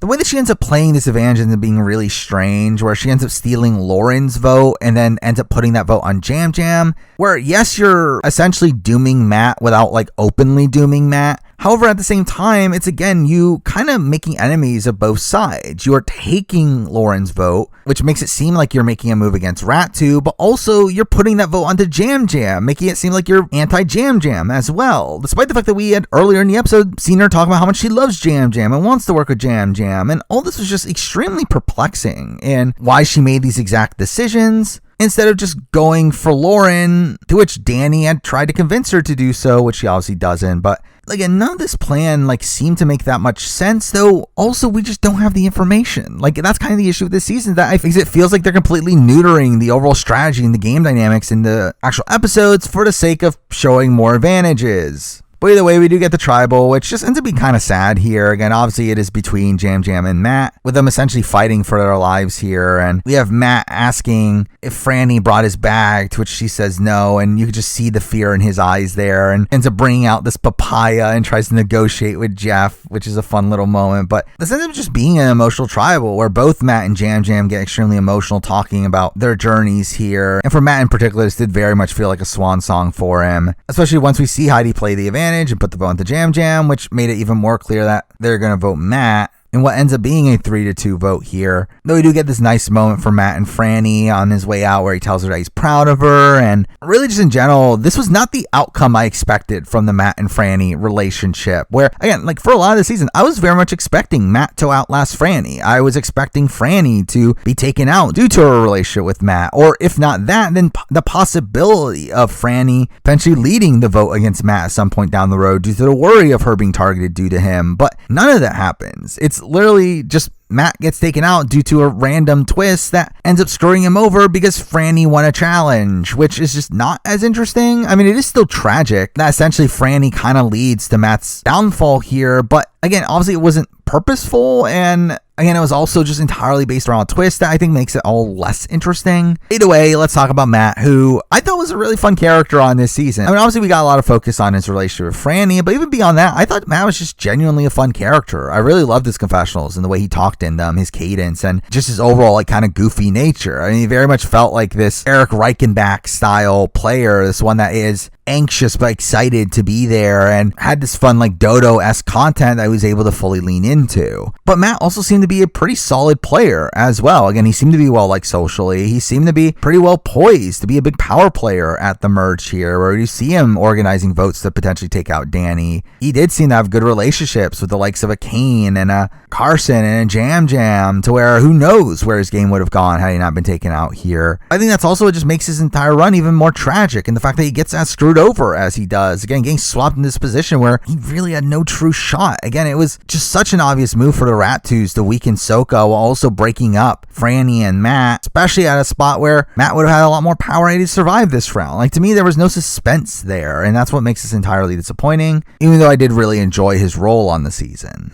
But with that, we move on to episode 8, which we finally get a normal round of gameplay. kind of. Shocking that we get normal Survivor on Survivor. But even then, we still had to waste a lot of time, which we'll talk about. But either way, we do start the episode with, again, another checkup on Yam Yam, where he talks about how he's the cat with 9 lives. And once again, just fully playing into that theme of how the best player is going to navigate their way through tough situations. And considering, again, how much of a focus Yam Yam got in this episode of his overall strategy to the game, I just felt like it was another massive boon for him. I feel like for me, this is the point where I kind of locked him in as the winner. But beyond that, we do also get content from Franny, with her obviously talking about losing Matt and talking about how she feels like she's starting all over again, which coming into this episode, I felt like the only chance for someone outside of Tika to win was for Franny to get this maybe Natalie Anderson style edit after Matt's elimination, though that doesn't really happen. While she does get decent content here, it never really felt like it was anything beyond just this initial segment. It never felt like it was leading up to any potential storyline moving down the road. And through that, essentially at this point, there's no way anyone but a Tika member is going to win the game. And that's further exemplified by the fact that we literally have all this setup to Tika running the game finally come together, where we do see Heidi now talking about wanting to pick up Yam Yam and use them to target Rat2, talking about the misfits need to come together, and she wants to create an alliance between Tika and Soka, again, obviously putting Tika in the middle. Exactly what their entire storyline had been based around, how these underdog figures are going to play the middle and have Soka and Rat2 coming after each other, and it felt like this prophecy for this season finally coming together in a way that also became kind of underwhelming that it did come together, and it felt that it did feel extremely foreshown that this was going to happen. But here we do see Carson and Yam Yam being the main orchestrators of this, with both of them talking about being in a powerful position despite being underestimated, which again, at this point, Carolyn isn't even really in the picture of these strategy talks. It is always strategy going through Carson and Yam Yam, with Carolyn just simply being there. So while here we do get a minor checkup with her talking about still being underestimated and now being in the middle, it really just felt like she was always a tag along for Carson and Yam Yam at this point in the game, where we openly hear others talk about how she's just following Yam Yam and they only need to worry about picking up Yam Yam because Carolyn will go wherever he goes. And again, that really felt extremely damning to Carolyn's further jury chances there. But beyond this, we see Brandon and Kane seeming to work together, seeming to be leading the Rat2 tribe, which felt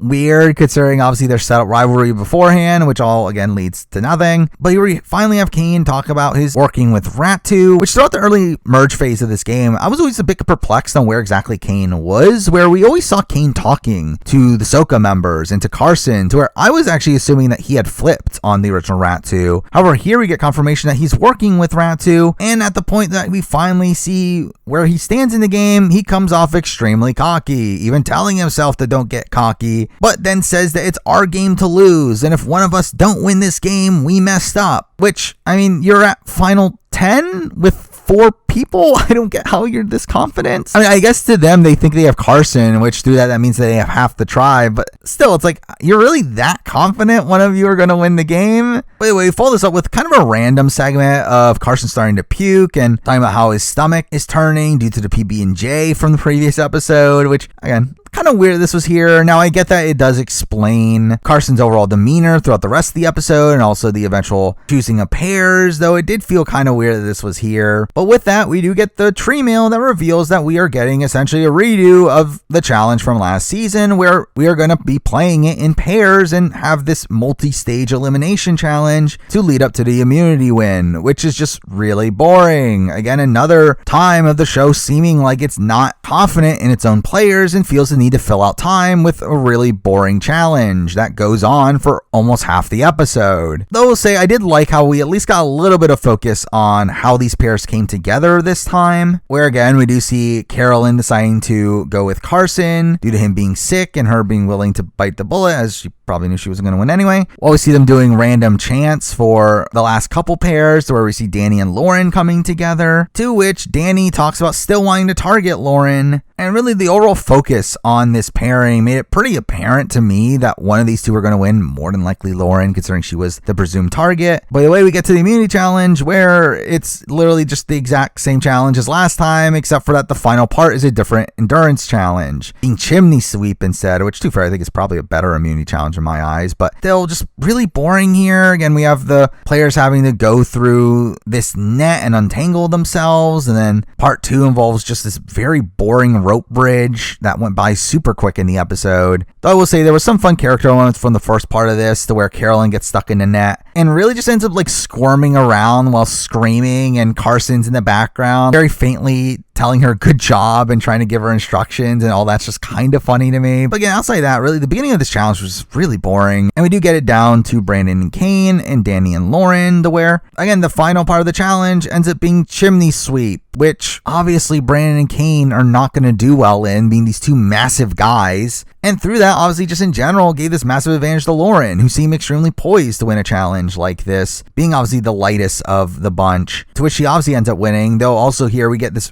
kind of weird moment of Danny calling over Jeff, only to then fart out of nowhere, which was just random. But again, a lot of the challenge here was just kind of boring, wasted a lot of time on the show, though thankfully the last half of the episode ends up being very strong, where we do get a lot of fun content here during the scramble, where again Ratu seems to be thinking that they're running things, with them openly counting Carson as one of their solid numbers, and also thinking that they have Jam Jam on their side as well, due to saving him in the previous round, to where they all agree on voting out Franny, where they end up thinking that Carolyn is along for the ride as well with Jam Jam, to which at this point Ratu decides, screw it, we might as well just tell everybody, which is just kind of weird. They literally go and tell Danny and Heidi that Franny is going home, which 100% just felt like overconfidence from their end, to where there's no reason for them to tell Danny and Heidi that Franny is going home here, obviously just opening up the possibility of them later flipping the game on them, which they do. But I guess that really just shows you how confident they were in Carson being a solid number for them, which is obviously just extremely misguided. Well, this ends up leading to Heidi and Danny talking about needing to save Franny and pull Tika in, with them instantly deciding to paint the target onto Brandon as the most dangerous of the Ratus, during which Danny decides to finally tell Heidi about his idol and tells her that he's going to be playing his idol on Franny to take Brandon out, which I did find this part of the plan to be kind of questionable, where in this plan, their plan was already to get the majority of the votes anyway through getting Tika on their side, which would have given them a 6-4 vote, and it does seem like Danny didn't trust Jam Jam, I guess, and that's probably why he thought he needed his idol, as obviously it would have been a tie vote had it not been for Jam Jam. But I don't get why Danny's like initial instinct here is just to play his idol and tell everybody about his idol. Like, that seemed a bit misguided to me, but again, also just shows you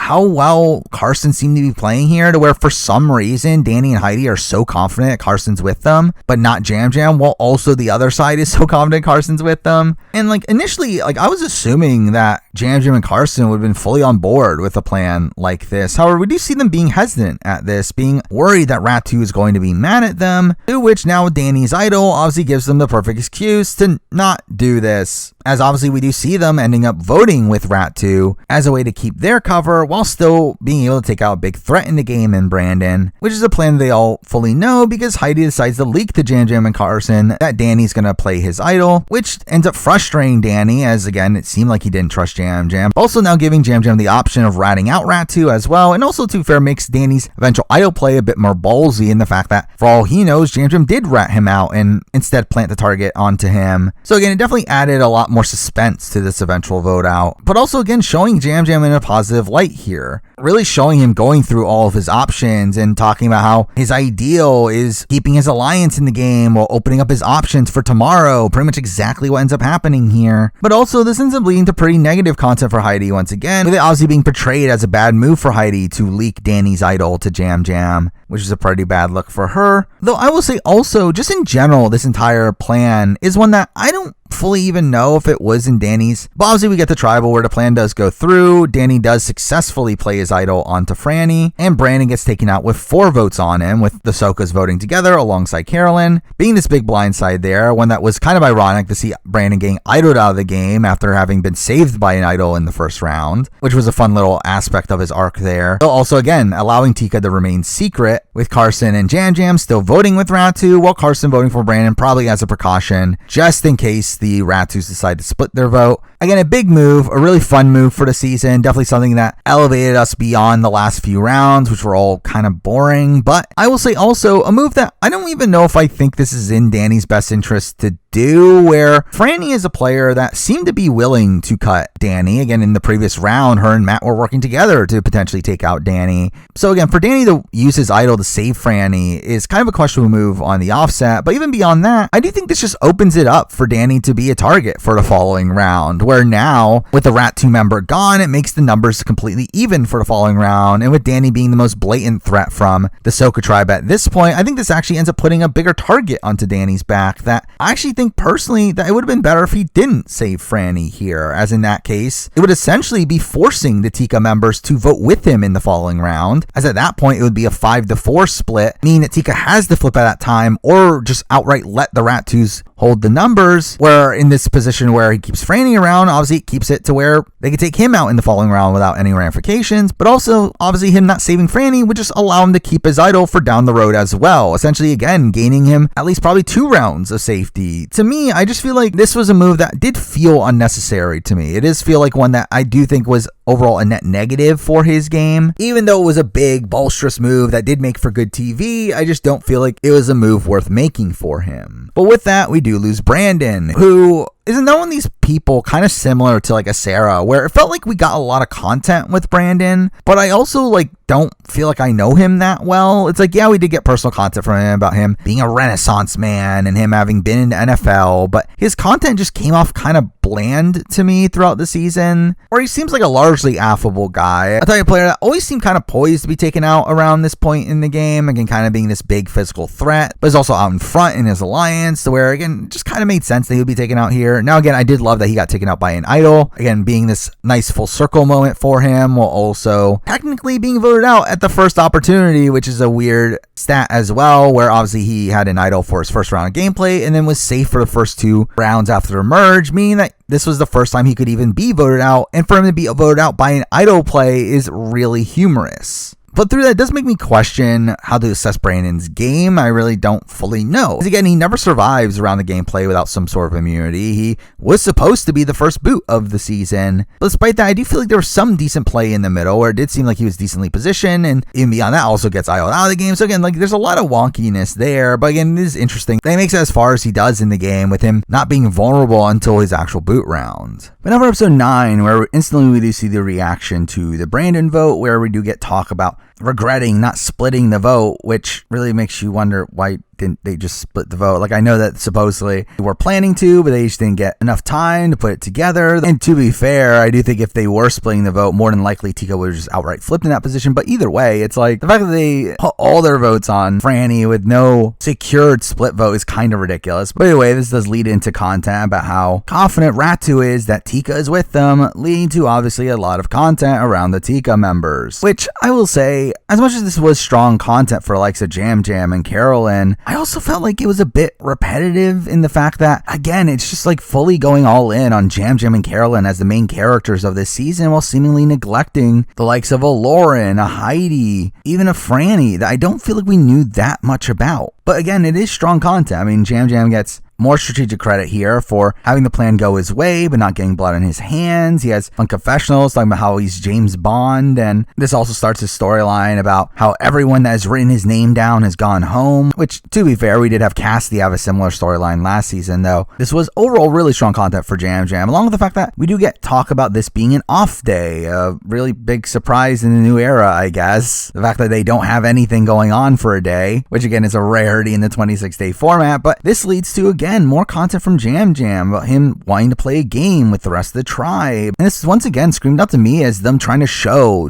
Jam Jam's social game in this instance. But this eventually transitions to content about Carolyn, where we once again mock her accent. Those leads into her personal content, talking about how she's been sober for 13 years and talks about her family. And we have even Franny talking about how she wants to be around her and how she wants to learn from her. And all this was really strong content for Carolyn as well, where after a few episodes of more middling content from Carolyn, I do feel like this segment here really just made it obvious that it's either Jam Jam or Carolyn, and really no one else really stood a chance at this point. But either way, also here we do get content about Kane, talking about how he's not heartbroken or betrayed by the previous vote, but instead he's woken up, which screamed out to me that he is probably going home this episode. As well, this could be interpreted as, okay, Kane might be getting set up for a redemption arc. It's like, again, it's kind of too late for that, especially when the Tika storyline is so prominent, to where, again, it just made me think Kane is very much in trouble here, as we do later see. But we do get an idol hunt here, where everyone's searching for an idol, with Danny starting to get a lot of content here, getting to detail his idol hunting strategy of checking 5 trees and going back for wood. All this also being used to prop up Danny as this big threat, making it seem to neuter his idol play from the previous round. But also here we do see Jamie getting really fun content here about how she wants to find the idol because then she'll have 2 idols, and gloats over she can't believe that she still has her idol. To which we get this really fun editing trick of, in the middle of all this, they just slowly fade in the words "one fake idol" next to her name, which is just so funny. Once again, the scramble ends up ending anticlimactically here, with Heidi, of all people, just out of nowhere finding it, despite no real setup. Again, this is kind of like the second time in a row now where Heidi finds an advantage that didn't even feel like it was properly set up on the show. But beyond that, we get content from Carson, who talks about how hungry he is, which, who would have guessed? This leads to the rice negotiation, this major staple in the new era that no one cares about. This leads to Carson talking about how he's willing to volunteer, with Danny being upset at how could people sit out for rice and wants to make a stand by having everyone not sit out, which again just seemed kind of dumb. I mean, I do find it funny when people equate competing in challenges as playing the game, with the challenges themselves, especially post-merge, having very little impact on how the actual game plays out, at least until Final Four. But anyways, leads up to the challenge, where obviously we get the negotiation that isn't even a negotiation, as Jeff just outwardly says, I want 4 people, which again, that's not a negotiation. But instantly we see Carson and Lauren sit out, with Lauren being very strange here in the fact that she literally got content right before the negotiation talking about how she's not going to sit out, which seemed to undermine her there. We then get Kane willing to sit out after Danny says Scout's honor that he won't vote out one of the sit outs, which again, no one should believe. But also here we get a fun little move here from Franny of her telling Jamie that she hasn't heard her name, trying to convince Jamie to sit out. Obviously, the plan here being to flush her idol. And while Jamie initially thinks about it, she doesn't go through with it, leading to Heidi just sitting out at the last second. I mean, this was a fun-ish segment. There were fun little moments here and there. It's definitely better than ones we've had in the past, so at least there's that. But anyway, the challenge comes down to Danny versus Franny, where Franny ends up winning, as explicitly remembered in the preview that Carolyn had a confession about whying Danny out, which was not on the show yet, so obviously Franny wins. But anyway, back at camp, we do still get the same storyline pretty much of Tika in the middle with the 2 sides of Soka and Ratu going after each other, with both thinking Tika is on their sides, though here we do see Heidi putting together the plan for the Soka side of things and them wanting to blindside Kane, as he's a gamer and he's smart, which again fully fulfilled that prophecy from earlier that I was fully expecting Kane to go, especially with him later saying in this episode that this is his coming out of being a strategist, which obviously ends up being ironic. But also here we do see their plan to try to flush Jamie's idol, with Tika even going to Jamie and telling her that she's getting votes, though really this didn't seem to do that much. But that's when we see the Ratu side of things, where their plan is to split the vote between Danny and Heidi, with Lauren using her extra vote for this split, which I don't fully get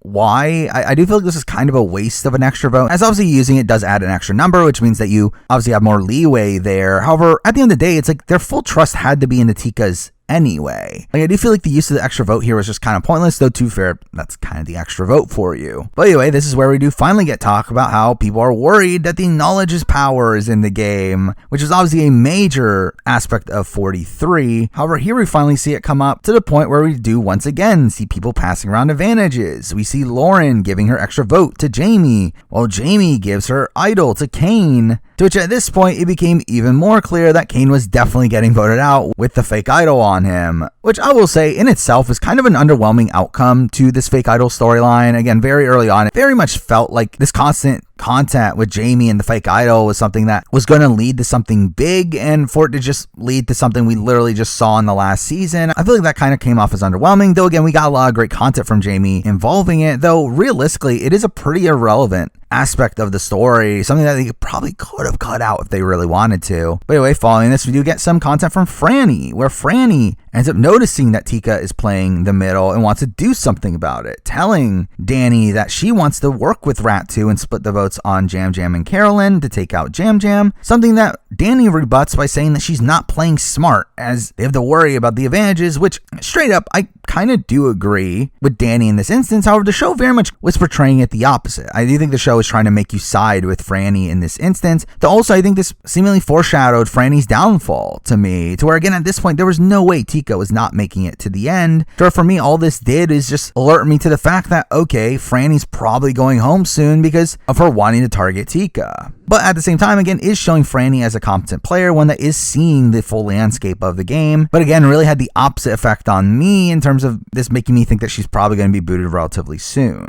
But finally, before Tribal, we do get this last second talk between the Tikas where they're debating over where to go with the vote, with Jam Jam wanting Kane out, part of his revenge storyline of voting for the people that voted for him, while Carolyn wants to take out Danny, not seeing Kane as a threat. To which I will say the fact that Jam Jam ends up getting his way here over Carolyn was definitely a big knock for Carolyn in my mind. So despite the rest of her episode being pretty strong here, I do feel like the fact that she very much openly talks about how much she wants Danny out, and for that to not eventually happen was a pretty damning sign for her in my eyes. Though I'll also say I felt like this content was also really bad for Carson as well. The fact that Kane eventually goes home here with no insight for Carson, despite that being one of the few one-on-one relationships we've seen being set up with Carson, was also a very bad sign for Carson, to where at this point I've pretty much completely dropped him from winner contention as well. But anyway, we follow this up with Tribal, where here we get our first live Tribal in a while, one where everyone goes around and whispering, all of that leading to pretty much nothing, as really the votes seem to stay the same anyway. Though we do once again see Franny try to flush Jamie's idol by telling Kane that they're voting for her, only for Kane to not play it anyway, and we get to the vote where it's a bit all over the place, where the Rat2s do end up properly splitting, with Kane voting for Danny and the women voting for Jamie, while the Soka Alliance outside of Franny end up voting for Kane, leading to a 5-3 to 1-1 vote, which was a bit strange. But either way, with that, we do lose Kane, who I thought was pretty fun on this season. I did like his shtick of him keep on talking about Dungeons and Dragons and all this stuff. I did feel like he came off as a better character than I was expecting, where I very much expected him to be kind of this dud that was voted out in the pre-merge. Though again, he makes it further in the game. I think he had some fun moments here and there. Now at the end of the day, I do think he was largely underdeveloped on the show. I think he kind of reminds me of someone like a Dwight from last season, his overall portrayal, and the fact that there were certain moments of him getting a good chunk of content, but then for the rest of the season, he kind of is just there. But despite that, again, I think he is a decent character. I think he's a pretty competent player as well. Like, while his track record isn't necessarily great, and the fact that I don't believe he ever votes for someone that actually goes out of the game, again, 2 of those instances were due to idle plays, while another one of those instances was due to him splitting the vote. While beyond that, he seemed to be one of the more active strategic players in the game, and I think he just got kind of unlucky at points that his closer allies kept on getting sniped out of the game, giving him less leverage. So overall, again, I think he's a pretty solid player, and one that, I'll be honest, I wouldn't be opposed to seeing Kane back on another season. Now for episode 10, which to me ends up being a relatively slow episode here, one with a mostly predictable outcome, though again, still some good moments here and there. And we do start off with the reaction to the Kane vote, which I will say I did like how this scene was put together, us first seeing the point of views of all these people blindsided by the vote, first seeing Franny feeling on the outs because she was the only one to vote Jamie, supposedly due to her own alliance not looping her in plan, which is a really bad sign for her. But then we cut to Lauren also being confused, talking about how she wasted her extra vote and how she's in a bad spot, only for us to then cut to Carson, who is gloating about how he knew the plan and gets to talk about his game once again. Feeling like this villainous streak for Carson here, but this does lead to a conversation with Jamie, where we get content about Jamie having now lost her fake idol, to which we get another fun editing trick here, and the words fake idol and her Chiron fading away over the course of this confessional. Though I will say I did really like Jamie's energy through this, where typically one would be upset or extremely depressed at the fact that they lost their idol. However, Jamie still seemed to be having fun in this instance, which was kind of refreshing. Obviously a massive contrast to what we saw from Janine in the previous season, though this all does end up leading up to a reward challenge, which was really boring to me. Standard obstacle course fare here that Franny ends up winning, with the reward ending up being a night at the sanctuary where they get letters from home, which was boring. But this does lead to a lot of content based around Franny here, with her obviously getting to pick who goes on the reward with her. First picking Carolyn, with there being a lot of content in this episode being focused around their bond, and how much Carolyn wants to keep her around. While the other two she picks here are Lauren and Heidi, essentially picking all the moms on the cast here. With this finally being the moment where Lauren finally gets some decent personal content here through her letter, talking about her divorce and how much hearing from her dad meant to her, and that was all strong content. Though really as a whole, I did find a lot of this segment here about the letters. It's just kind of weird that the only person that got a true focus during this was Lauren. But here we do see the women trying to organize the following vote, where they do agree to vote out Danny, with Heidi even talking about willing to finally turn on him, which really comes out of nowhere and isn't even fully properly explained, that she does go through this by the end of the episode in a position where no one else ends up following her. But this did seem like a mostly misguided play here, especially considering how expendable she seemed to be to the other players in the game, while Danny seemed to actually be wanting to take her further into the game. But we then cut back to camp, where really all eyes are on Franny at this point, with her constant winning of challenges now making her a massive target, to where everyone back at camp agrees to target Franny, with the main reservation here coming from Jam Jam, who's worried about losing Carolyn due to this plan. But really at the point where this Franny vote came up, I never really had any doubt that it was going to happen. Again, I said this in the previous episode that I did feel like there was very clear foreshadowing there towards Franny being the next boot, and now with Franny also getting this content earlier on about being on the outs, and then now having this full-on plan being set up to blindside her, it made it very clear to me that Franny was going home, and through that took a lot of the suspense out of this episode. It very much reminded me of the high boot back in Survivor 42, this vote that was set up to be this big blindside, though it just simply wasn't. By the way, during this segment, we also get, surprisingly, a lot of personal content around Jam Jam. Where again, it's kind of funny that out of the people that go in the reward, Lauren's the only one there to get true personal content, while for some reason they decide to give Jam Jam personal content back at camp, which despite this being a quieter episode for Jam Jam, I did feel like this further reinstated in my mind that he was the main character of this season. But also here we do learn about the fake plan that they're going to tell Carolyn, that being to put the votes onto Jamie, with this being the moment where Jamie finally decides to reveal that she's lost her idol, telling the group that Kane got voted out with it. Obviously her telling the truth here and even getting confessionals talking about how she feels like she's free and has this weight off her chest, only for literally everyone else to talk about how they don't believe it. Us having Danny call it a horrible story. We have Danny and Carson agreeing that this plan must be fake. We have Franny later saying that she's lying right to her face. And all this was further dodo content for Jamie and how just really nothing could go her way, but also kind of dodo content for those that got these confessionals here, and Danny, Franny, and most importantly Carson, all of which are shown to be explicitly wrong in this situation. But either way, we then get to the immunity challenge, which ends up being another boring comp of just them slithering through a course and then solving a puzzle at the end. And while they try to set it up as if Franny was extremely close to winning this, again, I never had any doubt that she was going to lose, and through that we do see Carson win immunity here, leading to content from Franny talking about how excited she is to not have immunity, talking about how she's always had some sort of security, and this is finally putting her social strategy to the test, which just made it so clear she was going home. But here once again we do see the Carolyn and Heidi's of the world planning on targeting Danny, all while Danny wants to target Franny, even telling Lauren about this plan, to which Lauren ends up being surprised, though again clearly was going to go through with it. And again, they try to add some suspense here with Jam Jam and Carson talking about not knowing what to do, being worried that Carolyn's going to flip on them if they take out Franny, though again, it just felt like it was never in doubt that this was what was going to happen. Also, here we do see Jam Jam and Carson talking together once again, being worried about what Carolyn will do if she finds out, only for us to then see a series of events that leads to Carolyn finding out, with Danny telling Heidi about the Franny plan. To which I will say, like, as much as I do think Heidi should have probably kept around Danny at this position, Danny did not play this particularly well, with him explicitly telling Heidi that he doesn't even need her as a number for this plan to go through, which is pretty dickish behavior from him. But this leads to Heidi telling Carolyn about this, to where Carolyn then tells Franny, leading to this counter plan being proposed, one that, again, I never thought was going to go through, where we do see Carolyn and Franny approaching Lauren and Jamie and wanting the women to get together to vote out Heidi for some reason. Again, didn't really even understand why exactly they went for Heidi here. But then we do see Carolyn trying to pick up the other Tikas, with Carson clearly not being in on this plan,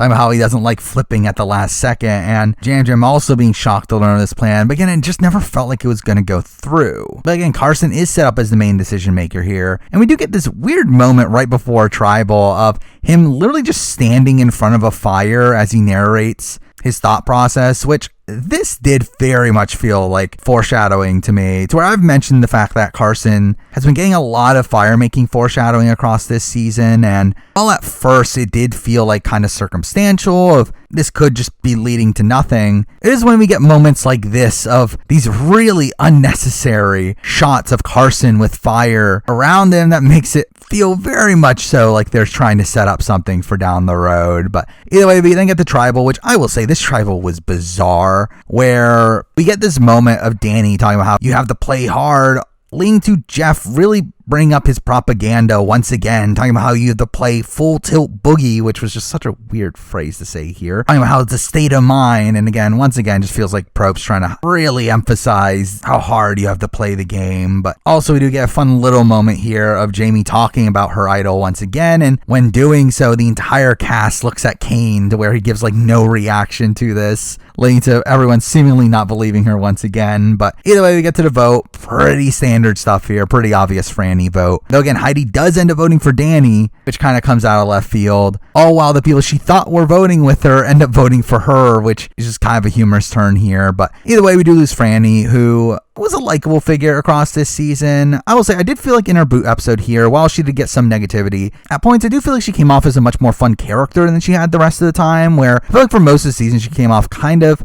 game body to me, especially in instances outside of her relationship with Matt, or when she was talking about how happy she is to win immunity. But I feel like this episode had more confessionals that stood out to me, and I do feel like Franny's probably a pretty competent player. I mean, one that I don't think her overall ability was demonstrated on this season, where I think her overall game on this season is kind of lackluster when you really think about it, especially in the post-merge. Though, to be fair, she did get screwed over by Matt being taken out, but also, to be fair, she played kind of a factor in that. But anyway, I do feel like Franny was a fun presence here, someone I wouldn't be opposed to seeing play again, and someone that I do think would have a decent chance at playing again. Next up for episode 11, where here we do get a pretty decent start to the episode of this focus on Carolyn being upset at Jam Jam and Carson, which did feel a bit hypocritical here, in the fact that obviously Carolyn had previously done this to Jam Jam earlier on in the season, and she's upset at him here, though to be fair, she obviously recognizes that later on. But overall, I did find this to be a pretty bad look for Carolyn, not necessarily in her being openly shown to be wrong, which isn't necessarily the case, though she does come off to be somewhat irrational in this, while Jam Jam does come off as the more rational player here, with him getting to narrate the scene. But I do think the thing that is pretty bad is that we cut to the other players, with them seeming to think of Carolyn as irrational, and Danny making a snide comment about how she needs a lot of things, which I do think this clearly showed that Carolyn wasn't as respected on the island as she obviously was from watching the edit. Though either way, the next morning we do see Carolyn talking about how there is a difference between game and personal, and talks about how she recognizes that, getting back with Tika here, to which they do reaffirm their final three,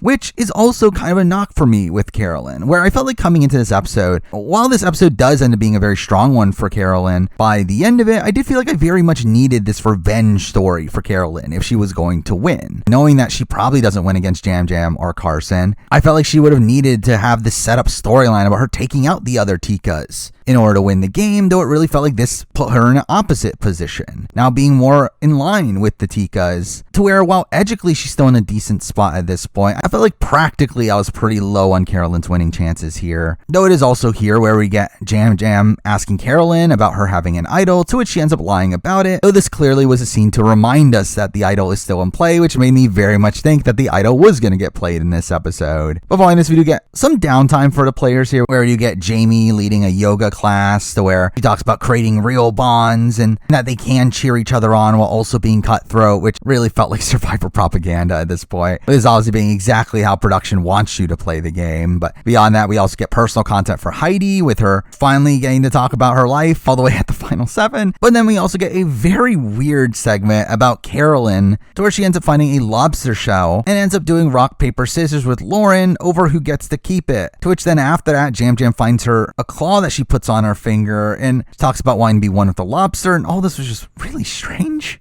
I obviously really highlighting this wackiness that we get from Carolyn, but also just a weird segment to make the show here. But then we get back to the game talk where Danny is confused over the vote that was put on him. But he does talk about how the only person he trusts is Heidi, which is obviously the incorrect read here. Though we do see the Tikas talking about wanting to throw Heidi under the bus to Danny, to which we do see Jam Jam executing this plan. However, it seems to backfire on him. And again, to me, this was pretty bad content for Jam Jam, where while Jam Jam again gets some decent content later on, I did feel like as a whole, this was definitely a net negative for him. Even though comparison to the rest of the field, I was still pretty high on Jam Jam's winning chances at this point. But this plan does directly backfire on him, where Danny does confront Heidi about this, to which he ends up believing Heidi over Jam Jam, to which he sums up that this must be a plan for Tika to try to split them up, setting up this looming danger for them. But then we do get talk from Jam Jam and Carolyn about how Danny and Lauren are the two threats in the game, with Jam Jam wanting to side with Danny and taking out Lauren, saying that Danny will vote for them, only for us to then cut to Danny and Lauren talking about how they need to take Tika out. Again, another pretty bad sign for Jam Jam there. Though here they do talk about Carson and Jam Jam being the two threats, with Jam Jam clearly winning if he got to the end, but again shows them once again leaving out Carolyn as a threat in the game, which seems to play into her jury perception. Though all this content really did set up to me that Jam Jam was probably going to win immunity, as again, why are they showing this so early on in the episode? Or if not, then Carolyn will play her idol on him, and even if he does win immunity, then she's probably just going to play it on Carson, which is exactly what happens. By the way, we get to the immunity challenge, which ends up being the return of Last Gasp, which I'm surprised that they brought back after we got the tie last time, though obviously this time we don't get the choose your champion advantage, which I was actually personally surprised to not see here. I really did feel like they were going to try to force that into this episode, though obviously they don't here. Though something they do force in here is Jeff talking a lot about how this challenge is about overcoming your fears and panic, and once again just feels like Jeff's propaganda about how this is an adventure that you're supposed to grow through. But we do get a funny little moment here of Lauren being asked a question by Jeff to where she doesn't answer, and Jeff seeming to be really annoyed at this. Though I will say, coming into Last Gasp, I did very much expect Danny to win the challenge here, obviously being a firefighter,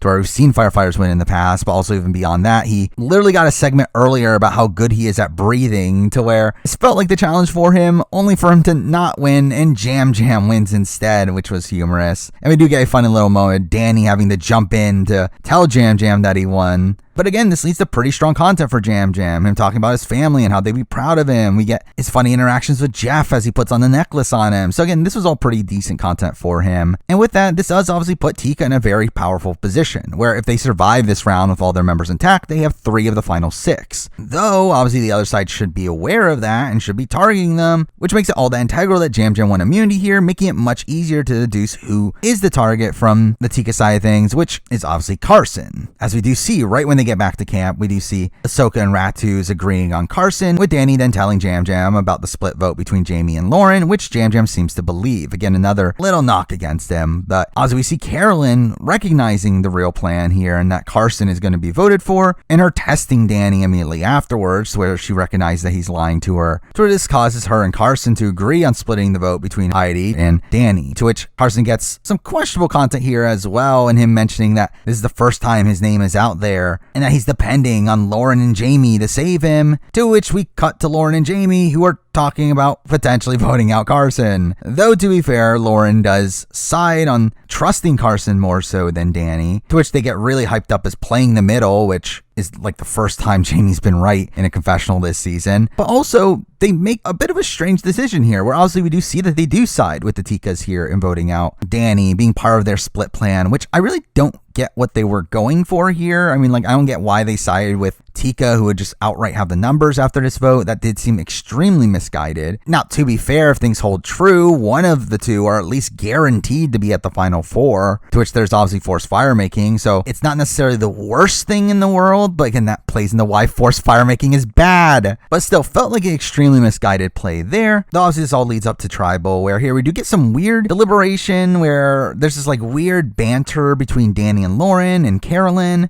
over their approaches to the game, where Carolyn just seems to get annoyed at the rest of the tribe and even gets annoyed at Jeff when he makes like a snide comment about her not sleeping, to where this again felt like a moment of them highlighting just how different Carolyn is from the rest of the players and why she doesn't seem to have the respect that she seemingly deserves. Though also here we get another moment of Jeff really hyping up the experience of the show, with Carson talking about how he's found his confidence out there and Jeff talking about how beautiful is that. But either way, we get to the vote where we do get some intrigue from Carolyn really spending a lot of time at the booth being unsure about what she's doing, where we later find out that she was initially thinking about throwing her vote onto Lauren until she decided to go through the Danny plan, which is a really interesting thought here, where I assume what she was thinking here is that she was worried that the Ratus were not with them, with both the Ratus putting their votes onto Heidi, and through that, if they had flipped and she played her idol correctly and Danny then played his idol, there's a chance of her potentially going home. However, if she puts her vote onto Lauren, she obviously causes a minority vote split that will cause Lauren to go home. Like, I assume that's what she was thinking here, but I do feel like the way she does it is again in a way that comes off as very wishy-washy. It does show her once again not being very resolute in her plans, coming off very Aubrey-like, in her literally writing down a name and then scratching it off, which is a pretty poor play in itself. That was also a play that at that point, I don't understand why she just doesn't go through with it. Well, if you're already putting Lauren's name down and crossing it out, why not just actually vote for Lauren? As obviously, again, it's a decent backup in the case that Danny has an idol. But even if he does it and Ratu does flip, then Danny will still go home. While if Ratu doesn't flip,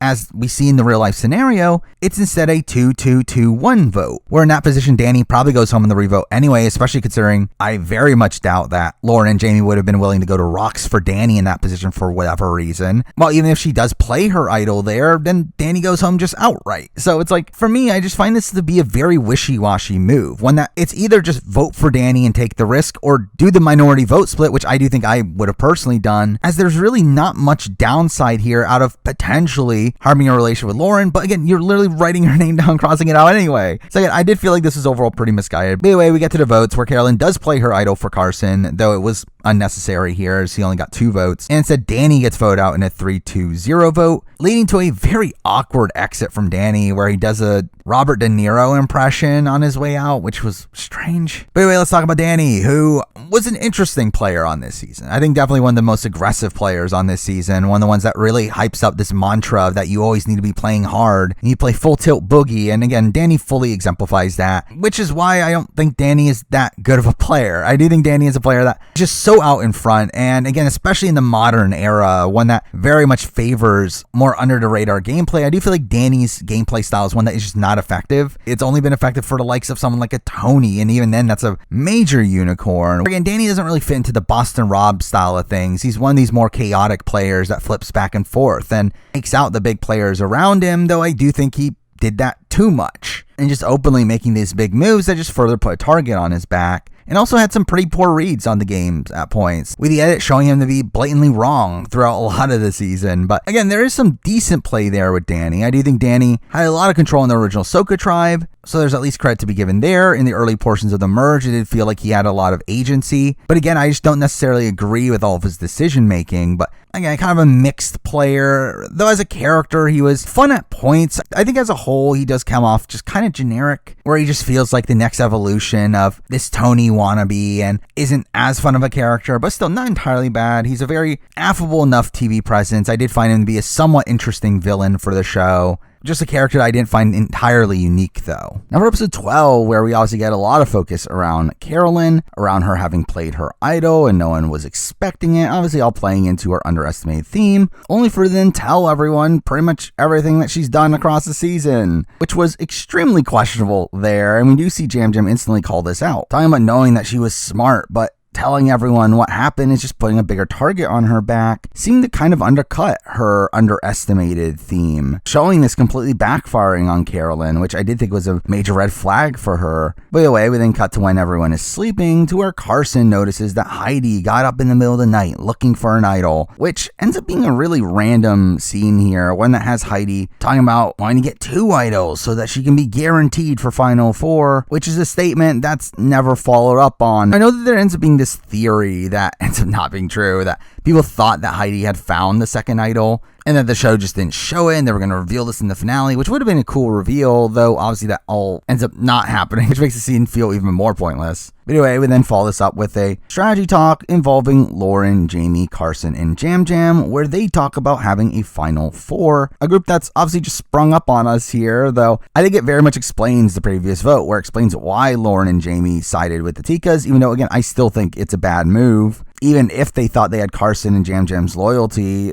to where at that point, why not just vote out Carolyn? And what do you know? They try to vote out Carolyn now when Tika has the majority already. But also randomly during the scene, we once again get a bit of undercutting for Carolyn with mention of how she shouldn't have told that story and that makes her a target now, which again, like I just think in general, while people did come out of this episode extremely high on Carolyn as a potential winner, I feel like this episode actually detracted from Carolyn's winner edit in my mind. By the way, this scene does lead to Carson talking about how he's actually loyal to Tika while he's just pretending to work with the Ratus here, which ends up being a complete opposite mindset to what we see of Yam Yam later on. Anyway, we then get to a reward challenge, which was really boring, of the redo of the Russell Swan challenge of them rolling in a ball blindfolded, and really ends up being a blowout here, Carson, Yam Yam, and Lauren winning. To which Yam Yam ends up getting a lot of positive content here based around this being his first reward and him getting emotional, along with him talking about wanting to target Carolyn, who's now this big threat, which I will say for Yam Yam in particular, I don't understand why he wants to target Carolyn. I do think this is a misguided move. However, the interesting thing is that the edit doesn't portray it as that. Again, for me, Carolyn is someone that I was solid that he would have beaten at the end, yet the edit is portraying this as Carolyn is this big threat, and Yam Yam is correct to be worried about Carolyn, which while a lot of people criticize Yam Yam's edit in this episode of saying that this was a bad episode for him because he was targeting Carolyn and didn't get his way, I think it's more so actually trying to show him as an accurate narrator for the season, despite the fact that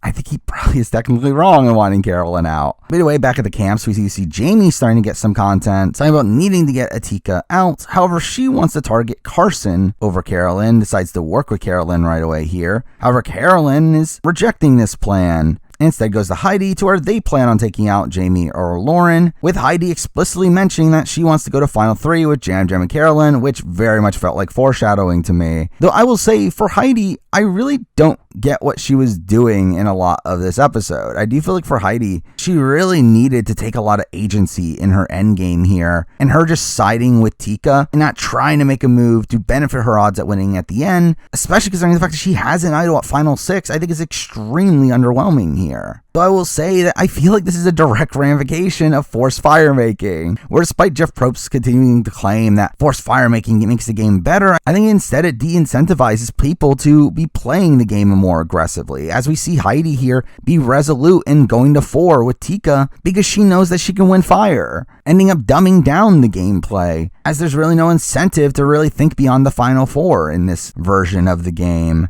But interestingly, also in this conversation, we do have talk from Carolyn about how, despite her wanting to keep Carson in the game, she doesn't want to actually take him to the very end, knowing that she can't win against him, which, one, again, shows you how much Carson's target has caught up to him, but also beyond that, I also think just shows you how well-positioned Yam Yam is in the game here, to where, again, everyone in this episode is talking about Carson, that Carson is the threat that will win. However, we've been constantly showing people talking about how Yam Yam will win if he gets to the end, and despite that, no one is targeting Yam Yam, and he's actually in a position right now where he's essentially locked in for the Final 3. He has a Final 4 deal with Carson, Jamie, and Lauren, to which Jamie and Lauren openly talk about wanting Carson out over Yam Yam, which means that more than likely he's in their Final 3 plans. Yam Yam also has the Final 3 with the Tikas, which both of them do seem to be loyal to him, along with the fact that he has Heidi wanting to take him to Final 3. It's actually really insane how well positioned Yam Yam is at this point in the game, to where it seems like he's just an automatic win if he gets to the end against someone that isn't Carson. But anyway, we see the other players finally return back to camp, to where we see Carolyn wanting Yam Yam to burp in her nose, which was also weird. But obviously we see Carolyn telling Carson that Jamie is targeting him, to which just strangely leads to Carolyn saying that we need to get Lauren out as the biggest threat, which made it very clear to me that Lauren was going to win immunity and that Jamie was probably going to go home.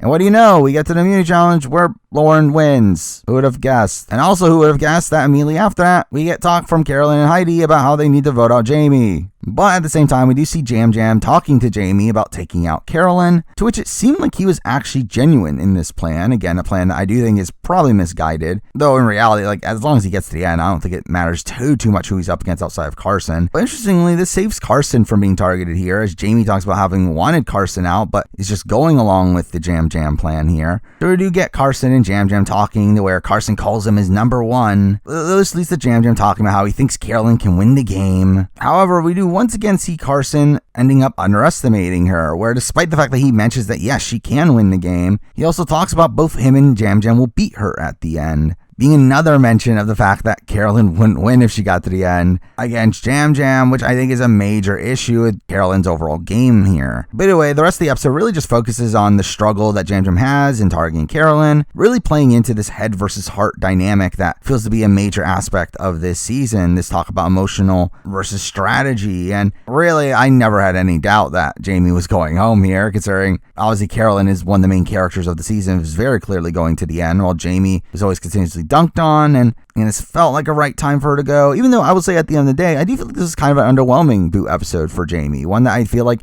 didn't really lean into the type of content that we got from the rest of the season. It felt like this was just kind of a more ho-hum affair, when really the rest of the season obviously was completely dunking on her, and I feel like we were kind of missing that style of content here, though to be fair, I also don't know if that content was really there. But we do have Yam Yam talking about how Jamie is a threat, I guess, which I think made it even more clear that Jamie was going home, as it felt like this slight rationalization here for Yam Yam to be voting out Jamie. But again, the way that the edit portrays this decision is a bit strange, where it does talk about how he doesn't know if he has the courage or the strength to take out Carolyn, and it breaks his heart. Obviously something that we do see him not go through with, which I can understand why people interpreted this as this is setting up why Yam Yam will end up losing. However, again, I just feel like there was so much setup to Yam Yam beating Carolyn at the end that this more so felt like content to humanize Yam Yam than content to demerit his actual game. Either way, we get the tribal, which has the entire tribe bring everything from camp to tribal because they know they're going to a different camp because that's the new era for you. And I do love how like Jeff himself seemed surprised by this, which I don't get why, because you're literally doing the same thing every season.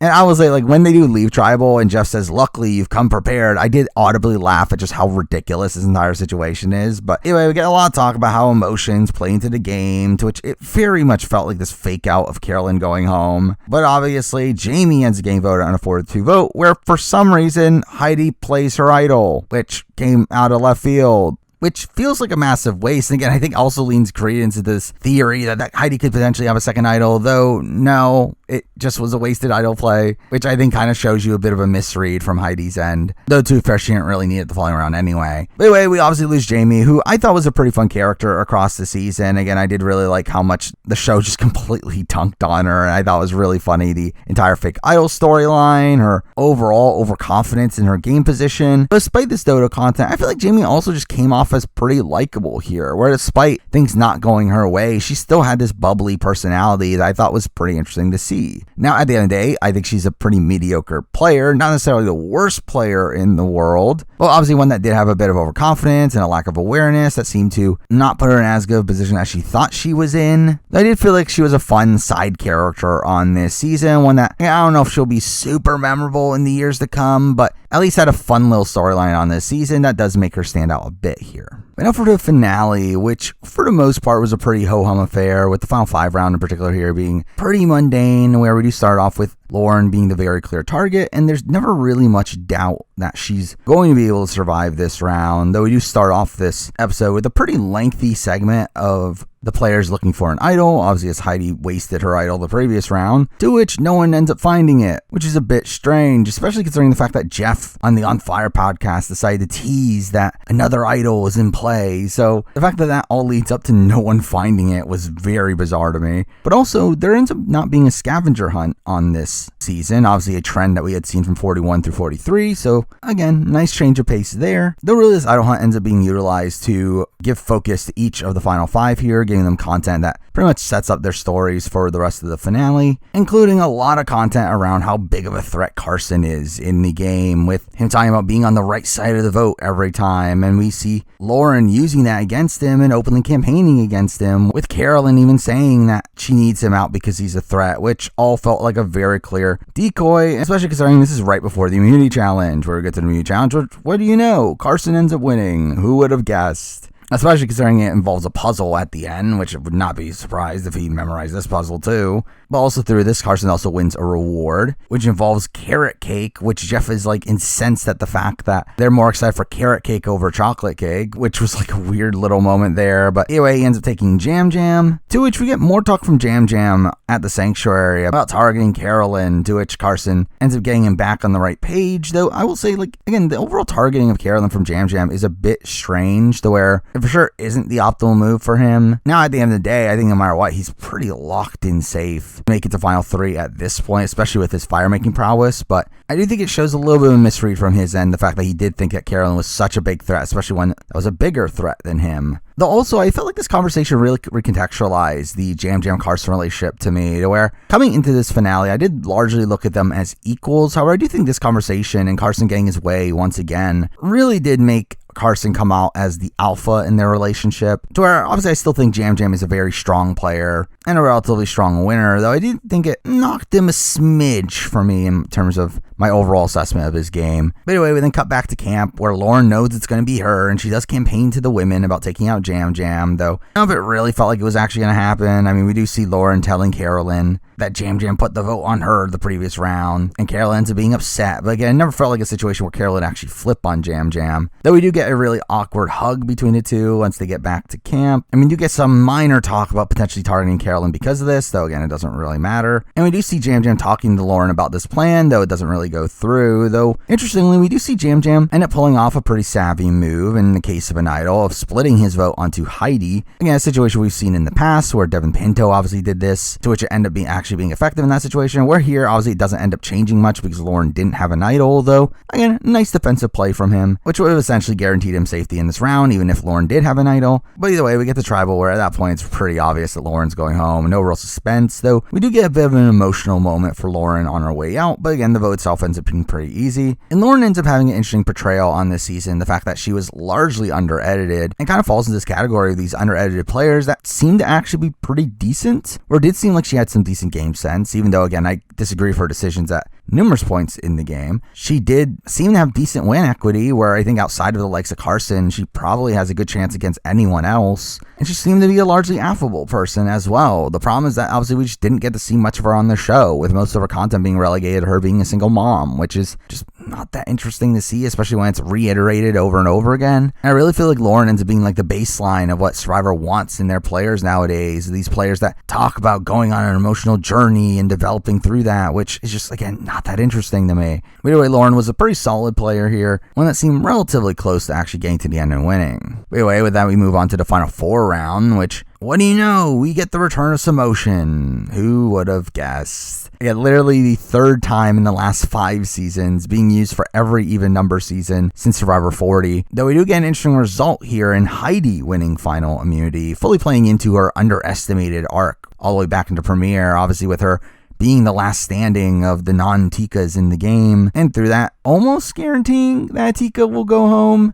That is until she explicitly mentions, when Jeff puts the necklace around her neck, that she's thinking about throwing herself in fire, which I will say, why are you saying this? I think this is pretty terrible for Heidi to just be outwardly saying. It kind of forces her into doing this, where if she doesn't do this at this point, then I think it's a bad look for her. It just makes her look wishy-washy. So I don't get why she openly just says it here. But either way, following this, it becomes pretty clear that Carson is the main target. Everyone knows that he's the biggest threat in the game, and is also shown to not be that good at fire making, which makes him extremely emotional, to which he ends up getting personal content around his struggle with his confidence, with, again, Carson also playing into his journey style of story that Survivor production seems to love. But we also get focused on the other players making fire, with Yam Yam and Carolyn both being shown to be pretty good. And we also even get a flashback with Yam Yam all the way back to day 1 of that scene of him noticing that Carson wasn't good at making fire, which was a nice little touch there. This leads to a pretty interesting scene, one that, again, you can question the gameplay. That was a pretty nice human moment here of Yam Yam teaching Carson how to make fire, because he didn't want to see a friend of his fail.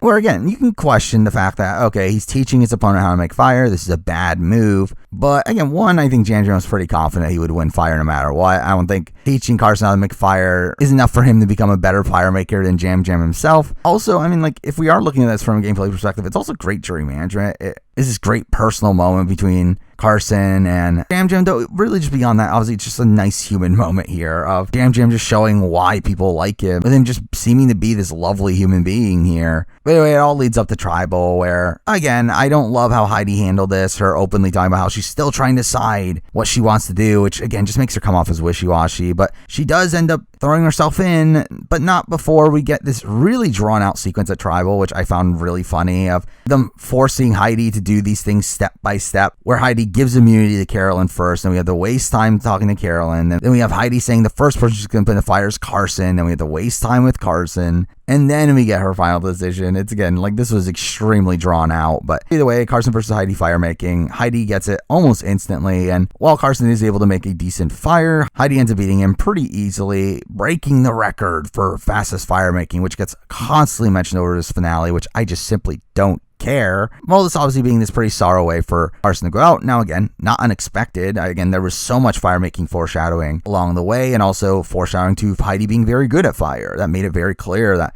Carson would lose this, but I still feel like this made for pretty decent TV here, of Heidi throwing herself in. I was being the first person to do so since Chris Underwood, and it not working out nearly as well for her. So an interesting move, and one that now sets the precedent that just throwing yourself in fire isn't going to win you the game, which is nice that we at least have that in the lexicon. But with that, let's talk about Carson, who I think ends up being one of the best players in the new era here, where really for me, his game is not that dissimilar from the likes of Jesse. I think they play very similar style of games, being able to blend in with most groups and play multiple sides against each other, and also come into the end game with massive amounts of win equity. Now, I think the major difference is the fact that Carson was more blatant of a threat, where he became a target kind of just naturally, but through that also would have probably beaten anybody at the end, while Jesse was in this position where he needed to cut Cody by the end and wasn't the biggest jury threat until that point, which again, I think you can debate which one is better, but I do think their games are very, very similar. Though Carson's obviously probably the less flashy game. As a character, I mean, Carson was fine. I mean, he was obviously the least interesting of the three Tikas, where again, in comparison to Jam Jam and Carolyn, I mean, Carson's not particularly close, so I thought he had a nice enough storyline on this season. Though again, it just feels like one that we've kind of seen in the past, from this like nerdier archetype that doesn't have much confidence, and then that leads up to them eventually running the game. Again, we've seen this in the past with like a David Wright, obviously a Cochran. I don't think this is anything too different, but still a likable enough figure here, and one that I do expect to see again whenever we get around to getting a returnee season. But with that, we finally get to the final three, which was not super interesting here. Obviously, right before Tribal, we do get the typical breakfast, and we have the jury talking about the final three. Not much of note really came from those. All of it kind of felt like the jury kind of propping up everybody, which I will say that's kind of an aspect of this and Final Tribal. I did find largely underwhelming was the fact that, again, just everyone was just so nice to each other, which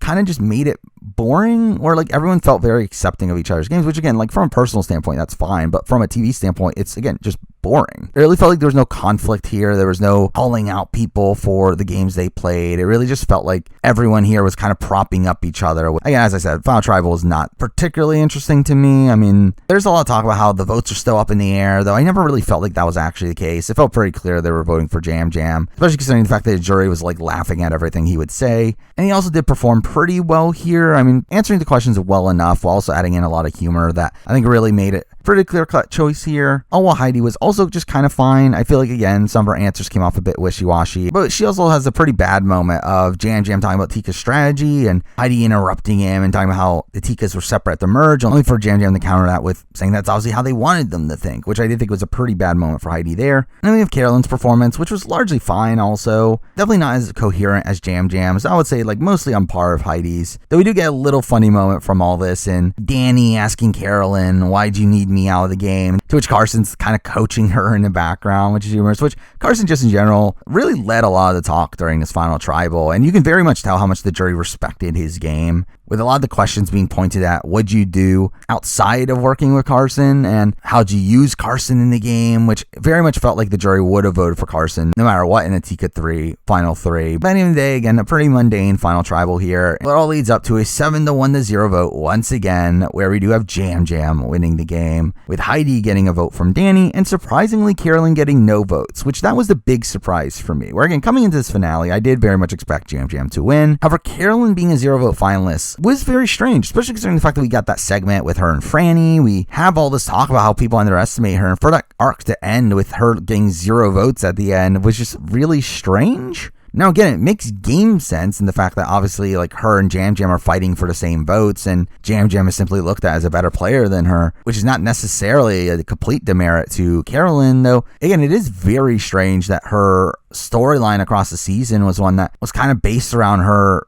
gaining respect in the game, and that all leads up to her just not getting any votes. But again, I think the Jam Jam win here was pretty satisfying. I mean, either Jam Jam or Carolyn, either of the two would have been very satisfying winners, both from a story standpoint, even from a game standpoint. So I think Jam Jam's win is more impressive to me from a gameplay perspective. And also, he's just a different type of winner than what we've had on the show in quite a while. Probably one of the biggest characters we've ever seen win their show, which makes his win even that more satisfying. I should also mention that we did get the return of the after show, which seems like it's never going at this point, to which it was pretty boring for the most part, though we did get a funny little moment from the reveal of Jamie's idol being fake, which had a lot of fun reactions, and Jeff also making this weird comment about how they're going to re-hide it in a future season, which is like, why? But either way, with that, let's get into the final three to wrap up the video. Starting it off with Carolyn, who is obviously one of the biggest characters we've ever seen on the show, having this really fun, frantic energy that she brings. Her just screaming in the middle of nowhere always was humorous to me. But I think the thing that's so great about Carolyn is that she's able to mix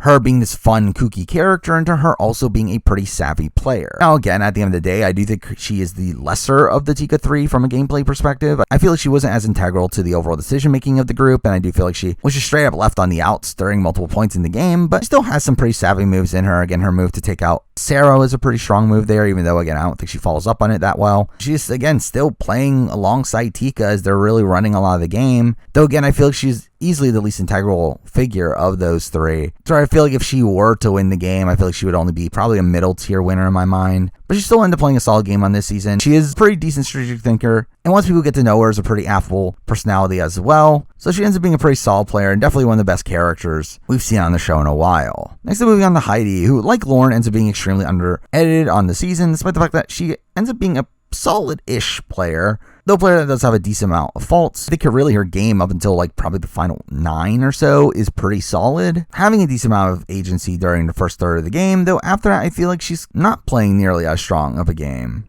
Where again, she's completely left on the outs during the Franny vote, her self-voting for Danny, her closest ally in that situation, only to then flip back to him and then still be on the outs. When Danny actually goes home, she wastes her right out the final 6, and does legitimately survive the final 5, though again kind of under this context of her just simply not being as big of a threat as much as the likes of Lauren. And while she does make this move to throw herself in the fire at final 4, which again, I hate having to give people credit for doing so, but I do feel like Heidi in that position made the correct call. Again, she knew that she would beat Carson in fire and knew that she needed something to prop up her game to the jury. And I do think she overall makes the correct call there, but as a whole, I am a bit conflicted on her as a player. I do feel like she has some pretty good moments here and there, but she's also kind of on the outs for a decent chunk of the game. Now, as a character, again, we didn't really get to see much of her. She seemed to just be largely fine. Didn't really bring much entertainment to the show, though, again, obviously just getting overshadowed by the Tika 3. But as a whole, I mean, Heidi just came off as fine. I mean, she was a likable enough presence, played an okay game, but one that I do think out of the people in the end game here, she's probably the person I personally would have been the least likely to vote for. With that, let's wrap up the video by talking about Jam Jam, who is probably one of the better winners we've had in a while. I mean, at least of the new era, where a new era has been riddled with players that aren't really looked at as big threats for a lot of the game, and a lot of the bigger players end up taking each other out, to where we're kind of left with these players that really have these like late game runs. Well, I feel like Jam Jam ends up being a pretty impressive player for most of the season. Again, there's that middle stretch where it's a bit rocky, where obviously Sarah gets taken out, and also the early merge phase. But I think for the most part, he plays a very strong game. Again, he is able to be part of the majority alliance on the original Tika tribe, making this really strong bond with both Carolyn and Carson that keeps him safe numerous times throughout the game, while also allowing him to be the strategic driver of the game alongside Carson. Now, I will say, I think after the fact, it becomes more clear that Carson is probably more of the alpha of the two, but I don't think that completely demerits from Jam Jam. And Jam Jam was clearly part of those decisions and also was decently positioned in the game. Really better position than Carson by the end game, where by the time of the finale, it felt very clear that there was almost no way that he wasn't going to make it to the finale. Well, Carson obviously had this massive target on his back, and I think that is an impressive aspect of Jam Jam's game is his overall threat management. The fact that he was able to keep around these bigger threats around him and kind of make people forget how big of a threat he actually is. Like, assessing his winning game, I feel like he is kind of in line with someone like a Wendell in my mind, of kind of the beta of a dominating duo, but one that still, again, like did a lot of impressive things in the game, still had really solid positioning, still probably beats almost anybody at the end outside of Carson. And unlike Wendell, I feel like was able to do so without any sort of advantages or immunity wins that benefited him. Like, I do think Jam Jam overall is a pretty solid winner. For sure top tier in my mind. But also, he's just an all-time great character. I just love listening to Jam Jam talk. I feel like Jam Jam is probably one of these people that I could listen to him talk for hours and still be entertained. Now, I think in terms of like individual character moments, it's tough to really point out like one that truly stands out, but it's just his overall demeanor and his adding of humor to any situation that really just makes him up there with some of the best characters to have won the game. But also, Jam Jam surprisingly ends up having one of the biggest edits in the history of the show, which does come out of left field to me, where like he ends up having 81 confessionals on this season, the most anyone has gotten ever since Tony in Survivor Cagayan, which is a pretty insane stat that Jam Jam was able to get up to that level, being one of the top confessional getters of all time. But I think that really just ends up exemplifying how entertaining he is, and with him being a very strong player as well, it really makes him one of the best casting choices in my mind of all time. Well, there we go. I mean, that is the entire season of Survivor 44. Again, a season that has these massive ups and downs, not necessarily even in how the season plays out, but more so in how people perceive the season, where I do think early on the season was obviously tainted by this large focus on advantages and twists that really end up harming the season. Though I think in the back half of it, it definitely got a bit stronger when all these advantages and twists were taken out of the game. So we're kind of focused more so on the cast, a really fun cast. A cast that contains, again, two of the best characters of all time in Jam Jam and Carolyn. Also contained a cast that was very willing to play the game, very aggressive in how they played the game, which felt like a nice departure after the likes of Survivor 43. Though again, it still is a season within the new era, and still is a season that I feel like I personally didn't gel with as much as I would have personally liked to. Now again, in terms of a season ranking, I think it's probably right down the middle. I think it is pretty much in line with the other new era seasons of the show. I would say it's probably the best of the four, but just kind of barely over 42. I do think it's good, but certainly not with the elite seasons of Survivor in my mind. With a major criticism of the season for me is the fact that, again, like I think it lacks a really big moment where even the likes of 43 at least had the Cody blindside. This season doesn't really have anything to that caliber in sight, though I think the overall baseline of this season was probably stronger than that of the previous seasons, which again keeps as probably the best of the new era. There we go. I mean, those are my thoughts on Survivor 44. Now, like any other review, I'll be doing a player ranking for this cast immediately after. And really, for a little bit here, we're going to have a bit of downtime in terms of reality TV. Now, Big Brother being delayed until August, it's going to be a bit of a slow period in terms of new shows, though once that ends up starting, it's going to be really nonstop with Big Brother, Challenge USA, Survivor 45, Amazing Race. There's going to be so much going on at that point where it's kind of ridiculous, but obviously stay tuned for content on that down the road. I also have a few videos planned I've been wanting to do, but I've been waiting for 44 to end. And most notably, a top 10 player video of the new era, which I think will be an interesting list to put together. So stay tuned for that at some point down the road. But for now, that is the video. Thank you for watching.